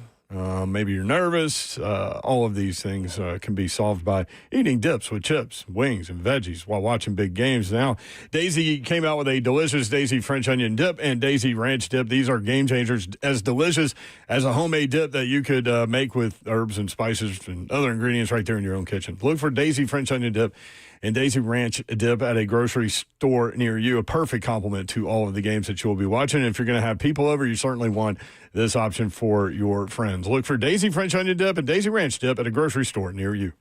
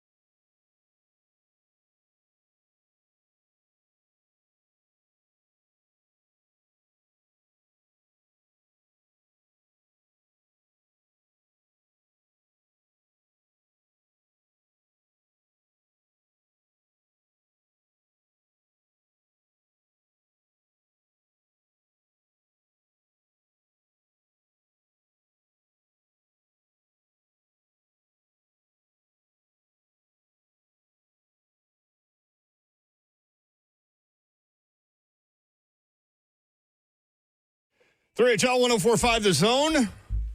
Brent Doherty, Don Davenport, and Ron Slay. What up, Yor? Let's do this. You want to do this? Reese and Laura in Bowling Green? Mm-hmm. Reese and Laura in Bowling Green. Laura, is this you? It is me. What's up, Laura? Are you okay, Laura? I am fine. Well, I mean, look, we went to the UAB game a couple of weeks ago. Yep. I don't remember the game because I spent it in medical the whole time. I know. Wait, I what got happened? a picture of this. I passed out from the heat. Oh, no. Oh, Laura, that's terrifying. Yes. Are you okay? I am okay now. Okay, good. Thank you. Big Slayer, are you with me? You better know it, Reese. Reese, did you stay by Laura's side or did you go in and watch the game? Who's right there taking No. I would like to tell everybody that I got her there and went and watched the game, but I'm not that bad of a person. I even delayed my beer for 20 minutes. It was terrifying. But I will give a big shout out to the medical staff. They got all the way up to the nosebleeds, got her down there, and got her in the air conditioner within under 3.5 minutes. It was pretty impressive. Wow. Yeah, very, very impressive. I had her arm, but then they just threw me off of her, and they took her arm, and I was like, okay. Did you just say, Big Slay, are you with me? Well, no, but before the game, I went up to y'all's tent, Big Slay, and I was yelling, Big Slay, are you with me 2 or 3 times, and we didn't see you, but I thought you might have been hiding from me or smoking a cigar, and I saw one of your buddies, but he didn't recognize me, so he just kept walking away from me, or he did recognize me and wanted to walk away from me. I don't know. And finally they told me you weren't there, and I was like, what in the world? I was like, where is he at? But I figured maybe at a Titans tailgate or something. But so Laura wouldn't let me send another letter to a mayor's office because she said afraid I was going to get arrested. But I know the 2 reasons that Tennessee beat Mississippi State. You know what that was? What's that? Number 1, they shop at the dollar store. You know why that is? Why? Because them cowbells were running on dollar store batteries, so I sent them 61,337 sets of Energizers to let them know they have to run the whole game. Thank you for that, Reese. There you go. Yeah, that's how many seats it holds. Take that for a trivia question. And the Big Slay, I ain't gonna lie to you. Oh yeah, number 2. Oh, I forgot number 2. Oh yes, number 2, Big Slay. Are you with me? I'm right here, baby. Since they use dollar store batteries, their clocks don't work. Did you know that? Okay, why? Why is that? Because they forgot what time it was. What time was it? They didn't realize it was football time in Tennessee. I'm with you, Reese. That's my guy. You've been holding that one, too. I know you've been holding that one. I had it, and I forgot it right when I am on beer 13. But that was the crazy thing. When Laura passed out, she'd only had a beer and a half, and I'd had 19 beers. And they asked me in the medical tent, well, I called tents an office, and they said, are you fine? I said, yeah, I'm just drunk. And they said, well, sir, take some Gatorade. And I said, oh, I can't drink sugar. It's okay. I'll just go get a beer here in a minute. That's what I'm talking about. And they just looked at me like I was crazy. And then when I said I had 19 beers, there was a police officer that had snuck in there to eat 2 hot dogs, and he just stared at me. And I was like, it's okay, sir. I'm not driving. Oh, my God. But it was a wonderful time. But I do, real quick, such positivity, because obviously Mississippi State doesn't know how to win a ball game. We lucked out. Our season's still alive. And by the way, Mayor, I asked you to tell Mike Keefe we loved him, but I think you forgot. I did. Yeah. I forgot lots of things in that segment. Yeah. Anyway. But real quick on the Titans, real fast. We'll make it fast since we've had so much positivity. Like I told Zephyr, we don't need to fire Callahan until the season's over. That way we match the Detroit Lions and we beat them by 1 game. We go 0-17. We get the number 1 pick. We don't need a quarterback. We trade down to 3, 5, 7. We get multiple draft capital, and then we fire the guy. And then we get a better draft picks, and then we fire the general manager before the draft, and we actually know what we're doing. But Big Slay, yes, sir. Mississippi State didn't know what time it was. Do you know what time it is? It's football time in Tennessee. It's football time in Tennessee. Let's go, Midnight. Let's take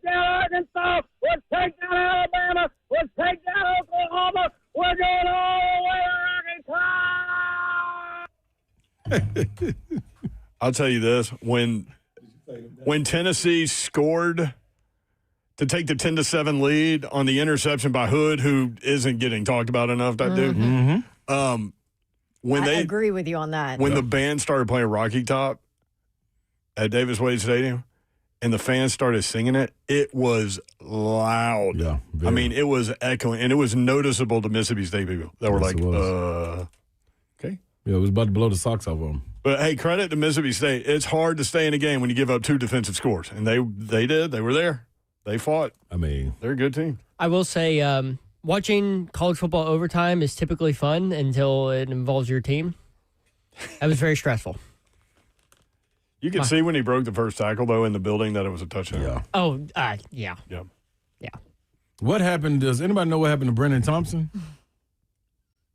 I don't. Because the second half and the overtime, I don't remember saying after he dropped that pass. I'm at halftime watching it. He got hurt. They said, I don't remember what they said the injury was, but because they took him into the locker room before half. Yeah, that's what I'm saying. The second half and stuff, I didn't see him. I think it was a lower body, but I don't remember exactly what that. But he did have some kind of injury he was dealing with. All right.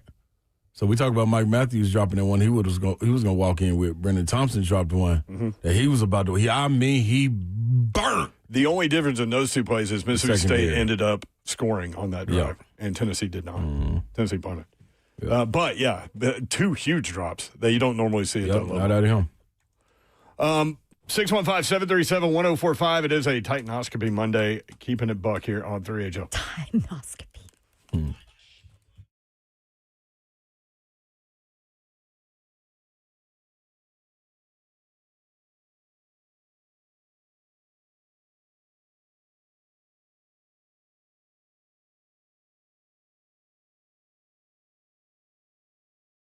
Dickens Turf and Landscape Supply, if you're looking for that equipment that you need to keep that lawn in its beautiful, pristine shape, my guys at Dickens Turf and Landscape Supply can help you out. DickensSupply.com is the website. Trey Hartsook is here with more. Trey? Hey, Brent, I'll tell you, man, once you get that grass looking good, it's weed-free, it's lush, it's green, something we got to do, no matter what, is we got to cut it. And at Dickens Supply, we have the best brands in the industry, whether it's Toro, Ferris, Snapper, Wright, and on the 2-cycle side of things, Echo, Shendawa, Steel, Red Max, buy where the pros buy. There's a reason that when you see the trucks rolling through, they're professional landscape contractors. They have certain brands on their trucks that they trust to put food on their table. At Dickens Supply, we sell those brands right here. Whether you have 0.3 of an acre and you're a weekend warrior that wants to get it done, or you're a professional landscape contractor, we have the equipment that you need to get that stuff taken care of. So if you got any questions about mowers, we can sell them, we can service them. If yours breaks down, we can work on it. So we're full shop when it comes to the service side of things, and we love to sell you new ones. So if you got any questions whatsoever, please give us a shot on your next equipment purchase. We're conveniently located in Automobile, Tennessee. Got locations in Nashville, Hendersonville, Murfreesboro, Bellevue, Brentwood, Lamar, Mount Juliet, and Franklin. If you can't get a hold of us, check us online, DickensSupply.com.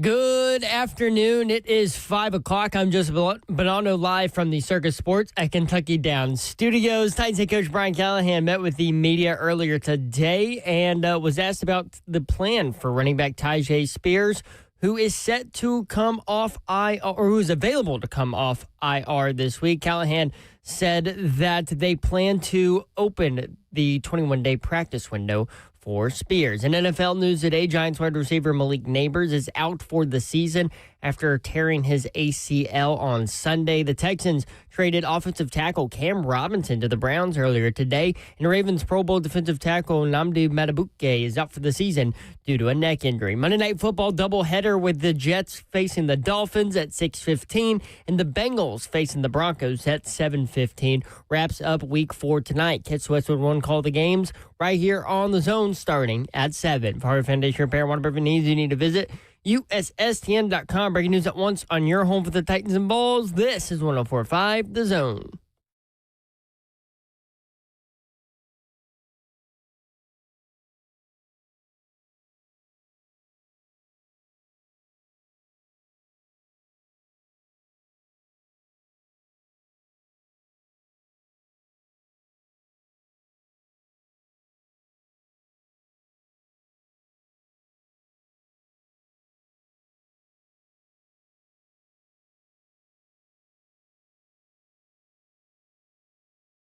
HL 104.5 The Zone. Welcome in. Hope you're having a great Monday. Brent Doherty with you on a Titan-oscopy Monday. Yep. Babs has T-shirts to let everybody know. This is what we do on Mondays. Yeah. This is how we roll. We have matching Titans Colonoscopy Monday T-shirts. Yeah. So let's go. Yes. Thanks to my polka dot sky studio. Can I sell y'all on all the pain that's involved in watching a team lose 10 games in a row? Yes. And 21 out of 25? That the winning, when it does happen, will feel that much better? Can I sell you on that? I'm drinking. Yeah, I was going to say, repeat that one more time, yo. Give me that one more time. What you trying to sell me on? All this losing and the pain you feel. Oh, sorry. Yeah, What did you do? That's me. That's real. Good job, Babs. Sorry. You trying to make a call over there? I'm like, wait, you trying to be positive? Let me handle that. Hang it up. Are you calling 911? Hang up on them, Babsy. Uh-oh, I did something, Zach. What are you doing? I don't know. Going crazy? Sorry. You are calling people. I know. I just called 2 people. Good job, Babsy. Can you click that button again? Which button? You know she don't know which button. Button 10. Whatever button you just pressed. I can't do anything to it. There. Jesus. I got it. I got this. Stop touching things. Sorry. This is why you can't let me in charge of a phone. Do. Yeah, how did you gain control of the phone? That's the problem. I don't know. Well, also, why do you have a phone over there? Just in cases. Just in cases. Does all the pain of this losing, is it going to make the winning feel that much better? Because everything's cyclical. Is the winning going to come? That's what we want to know. Well, they're not just going to lose throughout the rest of time. I'm talking about this season. Oh, I'm talking about the rest of the time. She's drinking again. Point out to me where the rest of the time is not going to happen. Okay, so I have my producer for college football is a huge Detroit fan. Okay. And she was like, think about that franchise. We've been there. Jeez. Like our franchise has been there. Yeah. And then Dan came in and completely changed the culture and took out kneecaps, and look where they are now. There is hope. There's always hope. Now, it's sports. The thing about Detroit, though, and this is what I was explaining to her, I'm like, yeah, but you guys have missed on first-round quarterback picks and then, like, decided, we're going to stick with Joey Harrison. Yep. We're going all in, right? Mm-hmm. But, like, so that's where the Titans are different. The misses in the first round for the Titans have not been at quarterback. I mean, they have, but not the back-to-back-to-back. Yeah. It's the rest of the roster, and that's where you're feeling it now as a Titans fan. Agreed. So a little different, but I get it. She was like, yeah, it was decades. I'm like, oh. That's what I see. They didn't win ever. Yeah, I'll probably be 67. They had Wayne Fonts, and Wayne Fonts would get they would talk about him losing his job the whole season, then he'd win like 5 games in a row at the end and get to 8-8, and then they'd keep him. Yeah, see that, yeah. They had years of that. We're on that way. 4-21 their last 25 games. Oof. The head coach is 3-18. They've lost 10 in a row. They have not won at home since, when was it? The end of October last year? November last year. November of last year. Yeah, they're going to go 11 and a half months before they play that New England game against Mike Vrabel. Which I believe was the last team that they beat at home. It is. And that will have been 11 and a half months ago. See, that's the problem. See, that's what we're looking forward to and waiting on. Okay, one ridiculous thing. That play by Big Jeff was ridiculous. Yeah, he whooped that center. They were trying to bring a tight end along to crack him. Mm-hmm. And you could see, like, what y'all want me to do? Yeah. With this? That's that work body. That's that work and body change that he did right there paying off. That's all that was. Them quick hands. Like feels like he's trying to get those sack numbers up. Why wouldn't he? The other part is sell yourself. Yeah, the other part is he ain't selling out to do it either. Nope. You know what I'm saying? This is all in the flow of flow of the game. Yeah. Brian Callahan talked about Jeffrey Simmons' dominant start to the season. I'm happy you asked that and gave me an opportunity to point it out because Jeff has played at a level that I've not seen many defensive players play at. He's been absolutely fantastic in every way, shape, or form you could ask of him. I don't know that there's somebody playing interior defensive line at the level he's playing at right now. I mean, he's been phenomenal. He's been super disruptive in the running game. He's getting pressure and push on the quarterback. And then I think what the area that I'm probably the most proud of him and excited for him is his leadership and how he carries himself and talks to the team. And that area of his professional growth has been incredible. It's really been cool to see that maturity process in the leadership role. It's cool. It really is. And he's backing it up with how he plays. And I point him out all the time because, you got a team of guys that can play like Jeff plays. Now, Jeff's also supremely talented. He's one of the top players in his position for a reason. But he backs it up with how he works and how he plays and the effort he plays with and the tenacity he plays with. And then on top of that, he's really grown in a leadership role. So he's been fantastic. William says, I think Big Jeff is auditioning for another team. Oh, everybody is. Yes. Everybody in the league is that's not on a long-term contract. Mm-hmm. But he gets a lot more money if he gets those sack totals up, and he got smaller and faster. Yeah. The problem is he's top 5 pressure rate too. He leads defensive tackles in pressure with 18. There you go. Through week 4. The problem is if you trade him and you get a first-round pick, you still got to go find another Big Jeff. First of all, you're not getting no first-round pick. If you get a first-round pick, I'd say do it. Hell yeah. You're not getting it. Unless he gets pick. up around 12 sacks or something. What are you getting, a third? I know you're desperate. I'm not giving you what no would you first-round take? pick. Anything's better than nothing. I'm not taking anything for him. I'm not trading him. Yeah. Second. Yeah, I can't get rid of him. Because if you get rid of him, it's just another position you got to fill. Yeah, but I understand, but will they get rid of him? I mean, because they got to re-sign him. What's that contract going to look like? They got rid of Jarvis Brownlee in his second year of his deal. So anything's on the table right now, to be honest. That was a cheap deal. That was still so bizarre. 615-737-1045 if you want to. Mark in Nashville. Mark, what's up? Not much. How you guys doing? Good, man. Good.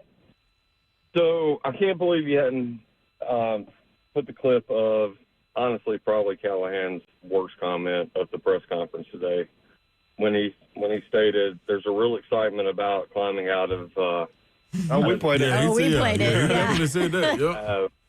My bad. And I no, you're missed good. That. But they should have been excited for the last 21 games, right? My second point is it's hard to say anything as a coach at this point, though. I mean, everything's going to get ripped apart. Yeah, that is. No matter what he says. Yep. I feel like Restrepo should get an opportunity to get on the field. Look, I know he's probably undersized. He's he's probably not the fastest wide receiver in the league, but he does have some familiarity with Cam.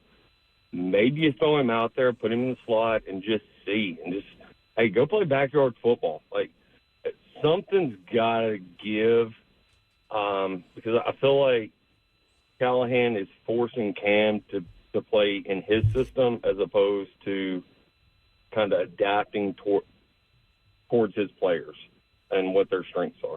So I hang up, listen. Thank you, brother. Appreciate it. 615-737-1045. Somebody else said that to me today. Like, why don't they just throw Restrepo in? They suddenly win games with Restrepo. I mean, there's a reason there's a lot of reasons he's on the practice squad, right? I mean, it's the worst team in the league, and he can't get on the field. All right. Well, no disrespect. But still, I get it. I mean, at least they have chemistry. Give it a whirl. Who cares? Okay. Let's go. Sean in Columbia. Sean. Upgrade from the practice squad. Go. Yeah, I was just wondering where you go to apply to be the new Titans head coach. Is it on Indeed Sean? or anything? Is it on LinkedIn? Did you go to LinkedIn, Sean? Yeah, I've been looking over. I was hoping Miss Amy is listening to this, and like I was going to tell her all my qualifications. Back-to-back years on Madden, I've taken the Titans to the Super Bowl. Oh, that's pretty good. Yeah, that's a strong point, Sean. It's pretty good. It's John. Oh, hey, John. Sorry. That's a strong point, John.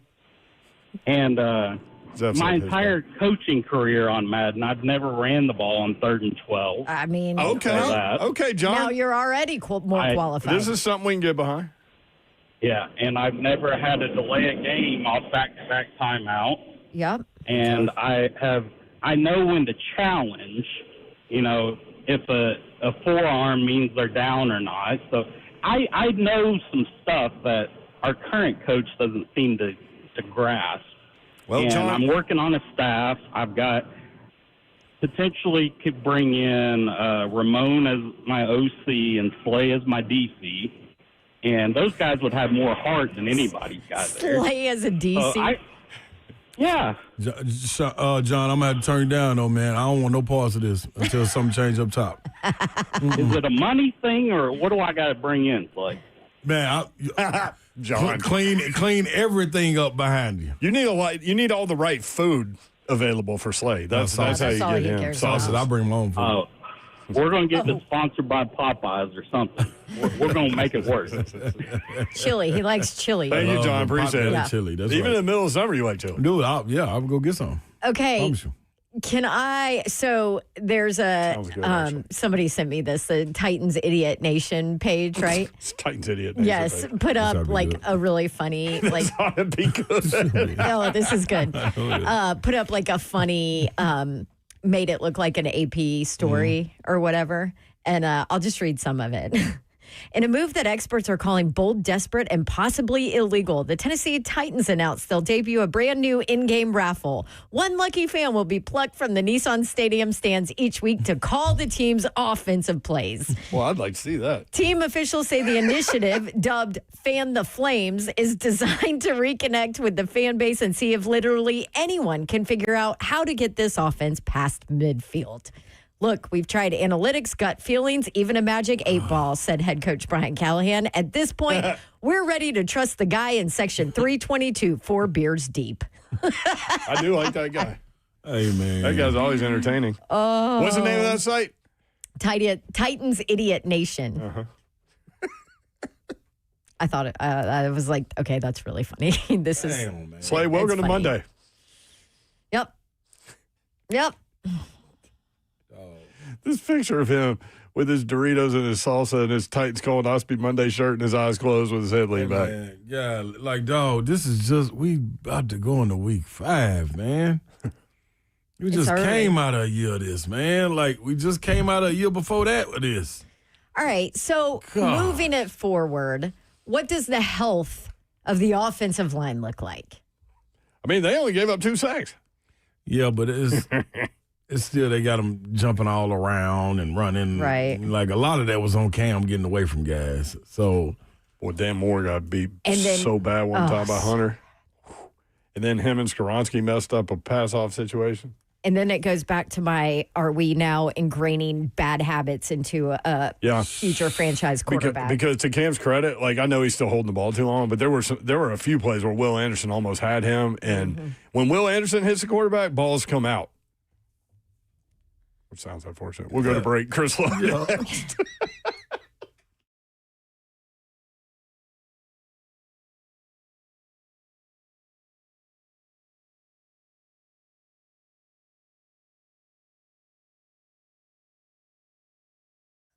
I know one successful thing you can do, and you have complete control over this. Make sure your dip game is on point when you're watching your favorite team play. Daisy French Onion Dip and Daisy Ranch Dip. These dips are absolutely amazing. They're game changers, incredible, and delicious as a homemade dip. And they're made with real herbs and spices and other ingredients that you would find in your own kitchen. Football season is snack season. Do it the right way. Watch your games, but make sure you're snacking the right way. And if you're going to have people over, you certainly want that to be what's going on at your place, no question. Daisy French Onion Dip, Daisy Ranch Dip. You cannot have chips without dip. Having said that, choose the best dip, Daisy French Onion Dip, Daisy Ranch Dip, the best, so great, and the perfect complement to all the games you'll be watching. You will win with Daisy French Onion Dip and Daisy Ranch Dip at all grocery stores.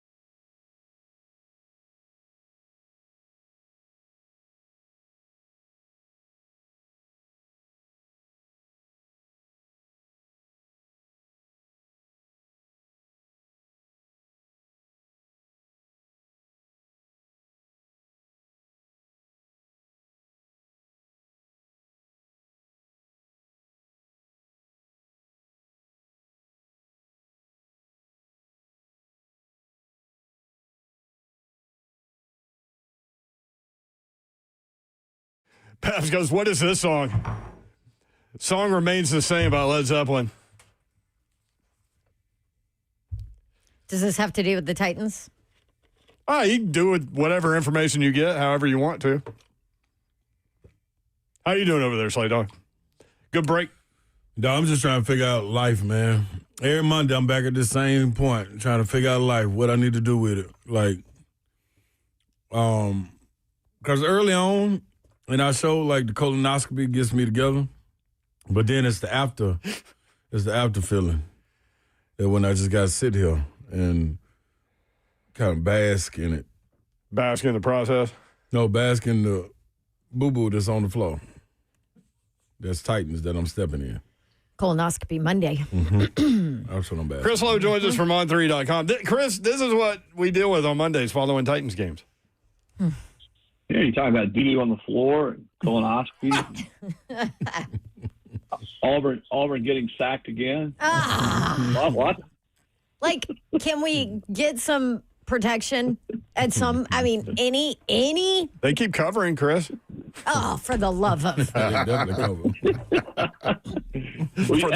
Hey, there's a two-pronged deal there, Dawn. You got to protect and you got to get rid of the football, right? Yeah, there's a little bit of that too. Yeah, and you got to get those receivers the ball. We can start with the Tigers. They really, I do think they need an off week, and they got to figure out, all right, what can we do to get offense going? Because the defense is really playing at a pretty high level right now when you think about it. They're playing well enough that team should at least be 4-1, not 5-0. And you got to be able to score some points. You can't win 17-14 anymore in today's game. So you got a week off, and then you have a 2-game swing at home that really sort of decides if you're going to be a decent football team or not. You get Georgia on October 11th there on the Plains, and you got Missouri back to back. And if you could find a way to win and hold serve at home, because both their games in the league have been on the road, then you go to Arkansas and fight the Fighting Bobby Petrinos, a team that's not very good. Then you come back home and play Kentucky, another team that's certainly beatable. So I guess what I'm saying is if you can figure some things out and play better at home, you still got a chance there in the month of October to make some hay. Yeah. Fingers crossed. Or if not, maybe Rhett Lashley is your next coach. Well, his name's been bandied about at Arkansas, and certainly will be there at Auburn if few of the Tigers can't turn it around. But Lashley's got a pretty good gig now at SMU, so we'll see. Who's going to be the next Arkansas head coach? Since we're on that, maybe Bobby Petrino, depending on what he does the rest of the year. Can he get that team playing with some pride and some fire? And they're just horrible at defense. I mean, good grief! I don't know if it can be any worse. And he overhauled the defensive staff. And I think the narrative out there has been a little bit unfair to Bobby that he's coming in and he undercut Sam and he's already making changes. Listen, when he was asked by administration to be the interim coach, he was told, listen, you make whatever changes you need to make. We're awful on defense. And even if Pittman had made it for a few more weeks, they were going to wipe out that defensive staff. So that was coming anyway before Bobby Petrino was named interim head coach. I think the guy at the top of the list would be Rhett Lashley, coming back to Arkansas. But whoever it is, it's got to be somebody that can get the money people there in Arkansas to write the kind of checks that they're going to need to write to be competitive in the SEC. And I don't think just anybody will do that. But if it is a Rhett Lashley, and I think even Bobby Petrino, because he's got a ton of support there in that state still, even some guys on the board. But I think those would be, two of the bigger names. And there'll be others too. I mean, I think a guy like Alex Golesh, former Tennessee OC, Ryan Silverfield at Memphis, certainly I think would be in play there. And maybe John Sumrall, who's at Tulane. Chris Lowe with us from on3.com. All right, what did you learn from Alabama, Georgia? That the Big Red Beast is not dead, man. A lot of pride in that football program. And you saw it. And I tell you, he's from the state of Tennessee. His dad coaches out west. But what a dog Ty Simpson is. I love that kid, man. He is a tough-minded, grounded, all the right things type of kid. And his team believes in him.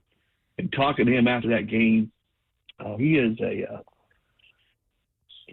unicorn. He's been there for 4 years, and this is the first time he's ever started. That was his first. Think about it. This is his 4th year on campus. That was his first ever SEC road start. First one at Georgia, who hadn't lost since Dawn was in kindergarten at home. 33 straight. They had not lost a night game in Sanford Stadium since 2009. Woo! God, that's crazy. There's a reason for that. A, they've had good teams. B, it's a tough place to win. And Alabama went in there and played clean football. They ran the ball late when they needed to. Ty Simpson seemingly made every right decision. And Georgia was able to run the football some. But when Alabama needed to make a big play, they're on the 4th and short. For early minutes of the 4th quarter, they made a big play on 4th down. Georgia had a freshman tackling on the right side that they took advantage of. But I was really impressed because I did not know how Bama would respond on the road. Both teams had a week off.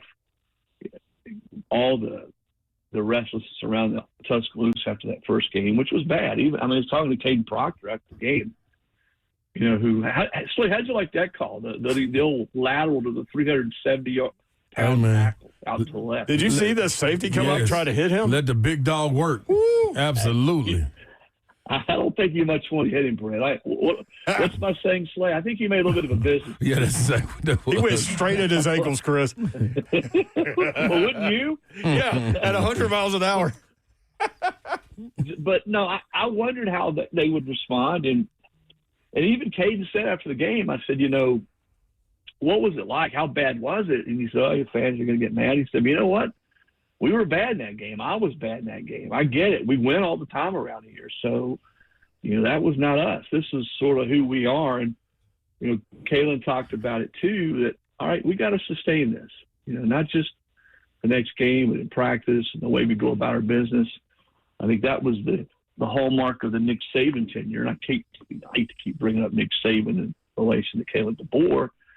But the hallmark of his program was they were so consistent. They won 100 straight games against unranked teams. And I think now, segue into this weekend, and certainly Vanderbilt is ranked, but teams that Bama are supposed to beat going forward, I think the question is, can they continue to sustain that level of play every time they go out the rest of the year?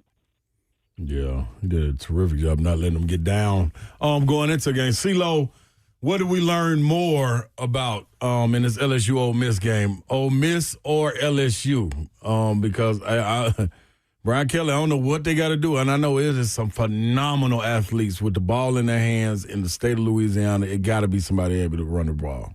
Got to be. Yeah, and that's where I'll start with LSU. They haven't been able to score. It's funny how the complexion of the game changes a few weeks in. I remember being in Clemson for that opener thinking, all right, here's two of the best teams in college football. Both teams are going to be able to air it out and score a lot of points. Well, guess what? Clemson's terrible. I mean, they're bad. Yeah. LSU offensively is, I don't want to say they're broken, Slay, but they simply just can't move the ball and score. And I don't think Garrett Nussmeier is healthy. I had heard before the season he had an ab issue, a strained ab, and I think a few weeks later Brian Kelly came out and said it was a torso deal. That's sort of one and the same, but they just haven't been able to make plays, certainly down the field. They can't run the ball, and I think the frustrating part of LSU fans is they're finally pretty nasty on defense. I mean, they got some guys who can play and some finishers on that side of the ball, but they're just not scoring any points, the kind of points you got to score to win in the SEC. Now, I'll flip to Ole Miss and the Lane train, and, man, this is we've only played 5 games, and Lane's done a lot with that program. He's brought them up to a level they haven't been at since the Johnny Vaught era, winning 10 games, I guess, 3 of the last 4 years. But to me, what they've done this year has been as impressive as any, because I think a lot of people felt like they would drop this year. They lost a ton on defense. They spent a lot of money the year before in the transfer portal, bringing in guys like Walter Nolan and some of those cats. Well, they lost all those guys. Some of them playing in the NFL. They lost their quarterback, who I think we would look at right now and say, well, Jackson Dart's a pretty good football player, and lost a lot of people there in the offensive line. And yet here they are, ranked in the top 5 in the country as we get ready to go into October. I don't know that anybody would have seen that. And, oh, by the way, they're doing it with their second-team quarterback. Right. That's right. Let's go to let's go to Oregon and Penn State. Penn State comes from way back. They tie the football game with a 15-play, 62-yard drive with 30 seconds left. Force overtime, get the touchdown in the first overtime, but just cannot stop Oregon in overtime. And James Franklin, those top 10 numbers are just going to keep playing. So that's now 13 straight non-neutral site games to top 10 teams that he has lost. And his home record is now 2-8 at home. Did you see the video or the picture of him just sort of staring out into space after the game? Like almost like, what do we need to do? What can I do? Here we go, over and over again. And I can't imagine how frustrating it is for him. I think the good news, if you want to look at the good news, that they have a good football team. And if they continue to play to their ability, they're going to get in the playoff and maybe have another shot. Maybe even in the Big Ten championship game. But that, once you start to lose those kind of games and different players, different staff members, it just sticks with you. And he's 1-18. I looked this up. He is 1-18 against top 10 Big Ten teams. Ooh. That's for a program that has been. I mean, James has turned that program into a perennial certainly a top 15 team while he's been there. They just can't get over the hump against the best teams. Now, I think the other end of the spectrum is what Dan Lanning has done at Oregon. That's another team that were really good last year. They won the Big Ten. They were unbeaten in the regular season. I was out at the Rose Bowl when Ohio State beat it, but that was one of those games where nobody was going to beat Ohio State that day. They just were that good. But Lanning had 4 returnees coming back from that team. And they went into the portal. They pay, as they say, to win, and brought in some good players. But it's hard to plug guys in like that. And they lost their best receiver in an offseason. Evan Stewart, remember, got hurt. He hasn't played yet. And here they are going to State College and winning, and they're unbeaten. And he looks like, again, Dan does, that he's got a really, really good, talented football team that's going to be right there. I think his teams play with his personality, tough, in your face, not intimidated, not afraid to bite back a little bit. And that's sort of, here's a guy who worked under Saban, he worked under Kirby. He knows what championship level football looks like. And that's the program he's built. I'm pretty fired up. I'm going out there, not this weekend, but in 2 weeks for the Indiana game. The first time I've actually been to a game there at Oregon, and hope to catch up with Dan. But I'm really impressed. I would say if you asked any AD in the country right now, you can hire anybody you want to in college football to be your head coach. I would say Dan Lanning would be on every single AD's top 2 or 3 list.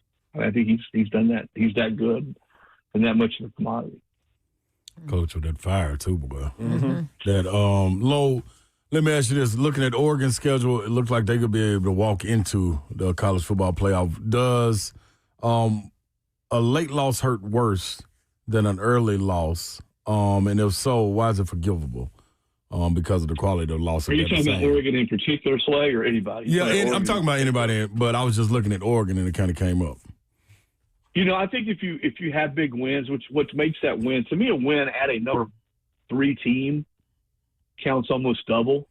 Going to somebody else's house and beat them like a Penn State, because 3 times. Maybe wrong. I don't think Penn State's going away. So I think that win, even if you lose, because I'm looking at their schedule too. After Indiana in 2 weeks, they don't play anybody the rest of the way that's ranked. I think even if you were to trip up and lose, say, to USC or at Iowa, I think you got enough equity that it's not going to matter. Now, I think in other leagues, let's look at the SEC. Yeah. I think the SEC is going to continue to be what we saw this past weekend. Yeah. It doesn't matter where you play or who you play, that you got a chance to get beat. I mean, Tennessee has played 2 overtime games in the SEC. Yeah. They lost one. They won one. They could easily be 2-0, but they could easily be 0-2 right now. Yeah. And I think that's sort of a microcosm of what we're going to see in the SEC. Is you're going to see that every week. Teams, LSU goes on the road, they lose to Ole Miss. Here's Vandy going into Alabama this weekend. And I think this is a bad time for Alabama to be playing Vandy, because you're coming off a tough, emotional win. You're high. Everybody's telling you how good you are again. And you're going to face a team that's not going to be intimidated. They're not going to be scared to walk in. I can promise you, Daniel Bobby ain't going to be scared to walk into Tuscaloosa. Nope. I just think this is a bad time. There's never maybe a good time to face a Clark Lee coached team, because they're so tough and disciplined. But this, to me, has it's what is it, about a 12.5. The line moved a lot, didn't it? Didn't it go from like 13 to 10? 10.5, yeah. 13.5 to 10.5. So I don't know. I'm not. I guess I don't have the whatever you would call it to pick Vandy, but this has one of those. This looks like one of those games that could be trouble for Alabama, and there are going to be a lot more games like that this year. Who stays healthy? If you look at Oklahoma, So much fun. Does John Mateer, can he get back? When does John Mateer get back? I mean, I think that slate factors into Tennessee. Does Tennessee face Mateer, or is he back in time for that game? Yeah. What did you think? Speaking of Tennessee, what did you think about Tennessee's overtime win at Mississippi State? I think it's like anything else, man. Winning on the road in this league is hard. And if you can win on the road, which Tennessee did, that's I don't care how many, what you did or didn't do, how many rushing yards you gave up. That is always it's a big win. It's, again, sort of using my terminology a minute ago, it almost counts two on the road in the SEC. I also think, if you want to look at it from Mississippi State's perspective, Jeff Lebby has done an incredible job of improving that team. They were 2-10 last year and were bad. And you look at that team now and the way they compete and how hard they play. He's done, per capita, pound for pound, because Tennessee's a more talented, deeper football team than Mississippi State. But boy, you really couldn't tell that in watching the game Saturday. But I just think you got to win games like that. If you're going to be a playoff team and have the kind of season you want, you got to be able to go and find ways to win. Tennessee did some things that typically get you beat. They turned the ball over 3 times. They had issues on special teams. But you know what? The good teams figured out a way to counter that, and Tennessee had 2 non-offensive touchdowns. Yeah. And I would venture to say, if you go back and look at teams that scored 2 non-offensive touchdowns in games, you almost always win the game. Chris Lowe with us. On the way out, Lowe, we kind of mentioned it, but still people not really talking about Marcel Reed and Texas A&M and what those guys are doing, man. Yeah. And I don't know why, because all they've done is just win. They're just sort of beating up on people, And I don't know if you say they're a high-flying type team, but Reed has gotten so much better. I think it's more he's just gotten, he's got more reps, and he's played more, and those guys around him believe in him. And I think it's, you're right. We haven't talked enough about Texas A&M, and when I say we, I mean those of us in the media. I think Mike Elko sort of likes that, though. Yeah. I think he likes the fact that people are sort of, you heard his comments last week, that people are sleeping on them a little bit. And they've won some shootouts. They've won where they've had to score a lot of points, like they did against Notre Dame. And then you hold Auburn to 10 points.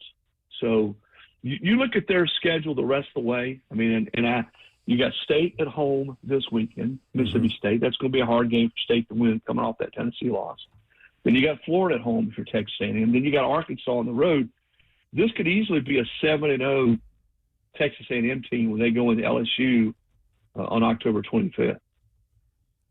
Love it. Great stuff, Chris. CeeLo, I heard you guys put a nice little You can't even hold it. You can't even hold it. Your interview with Ramon. So yeah, he told me a couple of things. I said, you know what? I'm gonna jump on there sometime in the spring. I know he'll be needing some basketball takes at some point. We're going to get you on, Slade. You will be able to retort. How about that? That's all I'm looking for. I'm going to save it till the end. I'm going to say, y'all go check it out. On the low. Low down. Low down. Low down. Yeah. RTI, on the low. Yeah, low down. Check us out every Sunday night. It was a lot of fun. We'll do it with you soon. Please. I need mine. Deal with you soon. Chris Lowe from on3.com. And yes, the Lowdown. Check out the podcast on YouTube or where you get your podcast. Thank you, Low Dog. Appreciate it. All right, guys. See you. There is Chris Lowe. When we come back, rather lengthy 3HL bingo card. A couple Monday night games tonight, too. We can kick around. We'll be right back. 3HL. Yeah.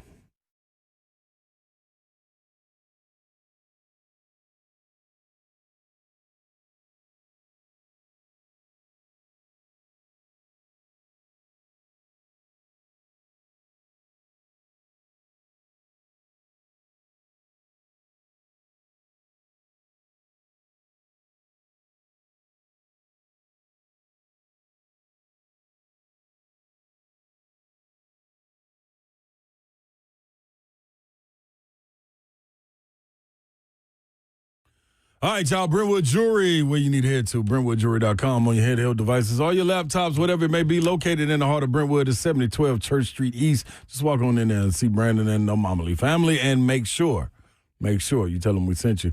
I guarantee they're going to take care of you. Even if you don't tell them we sent you, they're still going to take care of you. It's that simple. Whether it comes to engagements or watches or heirlooms, whatever it may be, bracelets, you want to get earrings, it does not matter. You can get a surprise gift for anybody, any age. I promise you they're going to love it because they have everything up under the sun. They always come with exceptional style, exceptional deals. Been doing it every single day for over 50 years, so why would they stop now? They don't. They won't. I promise you that. Now, understand this. Nashville's premier timepiece dealer is Brentwood Jewelry when it comes to the best selection of watches, but they're also the go-to spot for pre-owned Rolexes, vintage, and current models. Own a fine pre-owned Rolex for a fraction of the cost. All you got to do is head on in to where I told you. Where? 7012 Church Street East, located in the heart of Brentwood, is BrentwoodJewelry.com.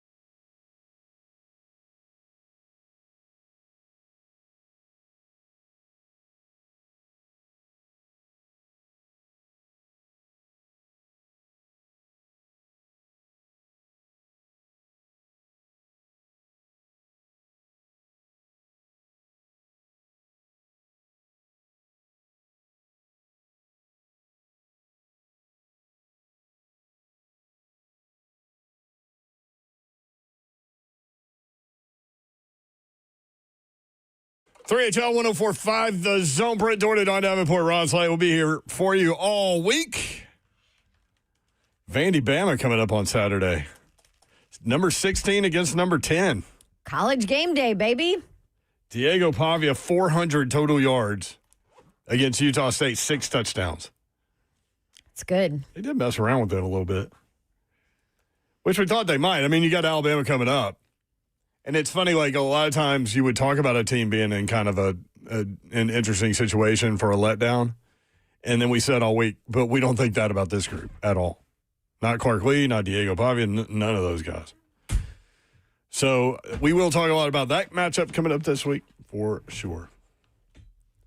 3HL, so people are asking, do you have a parlay for the Monday Nighters? Absolutely. Absolutely is the answer. Jets at Dolphins. Dolphins favored by 2.5. Both teams 0-3.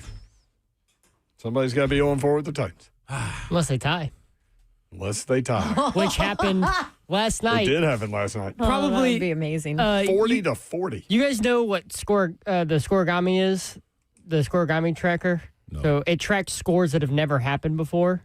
And if it happens, it's a scoregami. This is the first time it's ever happened. Last night was a scoregami, a 40-40 tie. It's never happened in the NFL before. Okay. Well, 6:15 tonight on ESPN. Both teams 0-3, as I mentioned. Bengals at Broncos. Broncos favored by 7.5. The Broncos have managed to lose their last 2 games by a field goal with no time on the clock in games that they did not trail in the fourth quarter. Unreal. Who is that? Broncos. Yeah, playing tonight against the Bengals. They're 7.5-point favorite. Bengals coming off the worst loss in the history of the franchise, 48-10. Foolishness. With Jake Browning at quarterback. Well. 3HL bingo card. Holy hell, he was right. Dawn talking about her husband. Don't tell him that. He said in the first quarter, they're not going to score. He was right. I'm medicated for this. Yeah. That's our that one and was only. Me. Bobsy. Yeah. Oh, I know you were drinking. I was there. That's yours. Hey. Me that could about have been Babsy. anybody about any here? of us. It's a big ass bottle. You go watch Josh Hubbard shoot basketballs, and then you can't come in here and do it. Yeah, if you're keeping it buck, keeping it a buck. A buck. I mean, if we keeping a buck right now, we ass. Yeah, it is. You're better off than Jack. That's me. Telling people who Jack is. You said Callahan. I didn't know who Jack was. Yeah. You said Callahan in the boat, in the ocean. Callahan is in the middle of the ocean. One rudder. Or one paddle. Oar. Yeah, oar, paddle, whatever you want to have, in a rowboat. He's in a rowboat.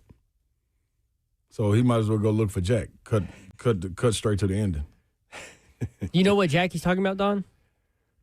No, I asked. Titanic Jack. Titanic Jack. Yep. Mm-hmm. That's right. Whether I do or don't, it doesn't matter to me. That got to be Babsy. No, that's Brian Callahan. That would be Brian Callahan. If he's going to finish out the season.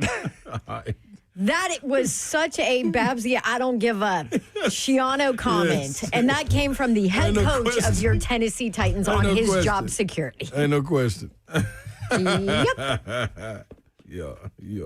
Okay, here's number 2. I forgot what number 2 was. That was Reese. Oh, yeah. I mean, Reese that could have been any yeah. of us. He forgot for a second, so no, we can't remember. Yeah. Give it a whirl. Who cares? This is Babsy flipping out coaches, I think, maybe. Oh, no, that was on Restrepo. Restrepo, that's right. Give him a whirl. Who cares? When Will Anderson hits you, balls come out. That was the Euro. That was That was Ural. unfortunate. Yeah, that was me. All right, what do you got? You got Parsley. There it is. We got to be out here quick. Okay, y'all. Do y'all want the parsley or not? You got about a minute. Oh, yeah, I got this. Which means it can't be that long. That's only a 6-leg. Oh, jeez.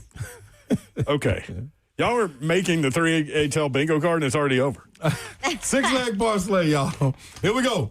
Devon A-Chain, 25-plus yards receiving. You like him. Oh, Yes, receiving. especially I like with this terrible team on. A-Chain, 5-plus receptions.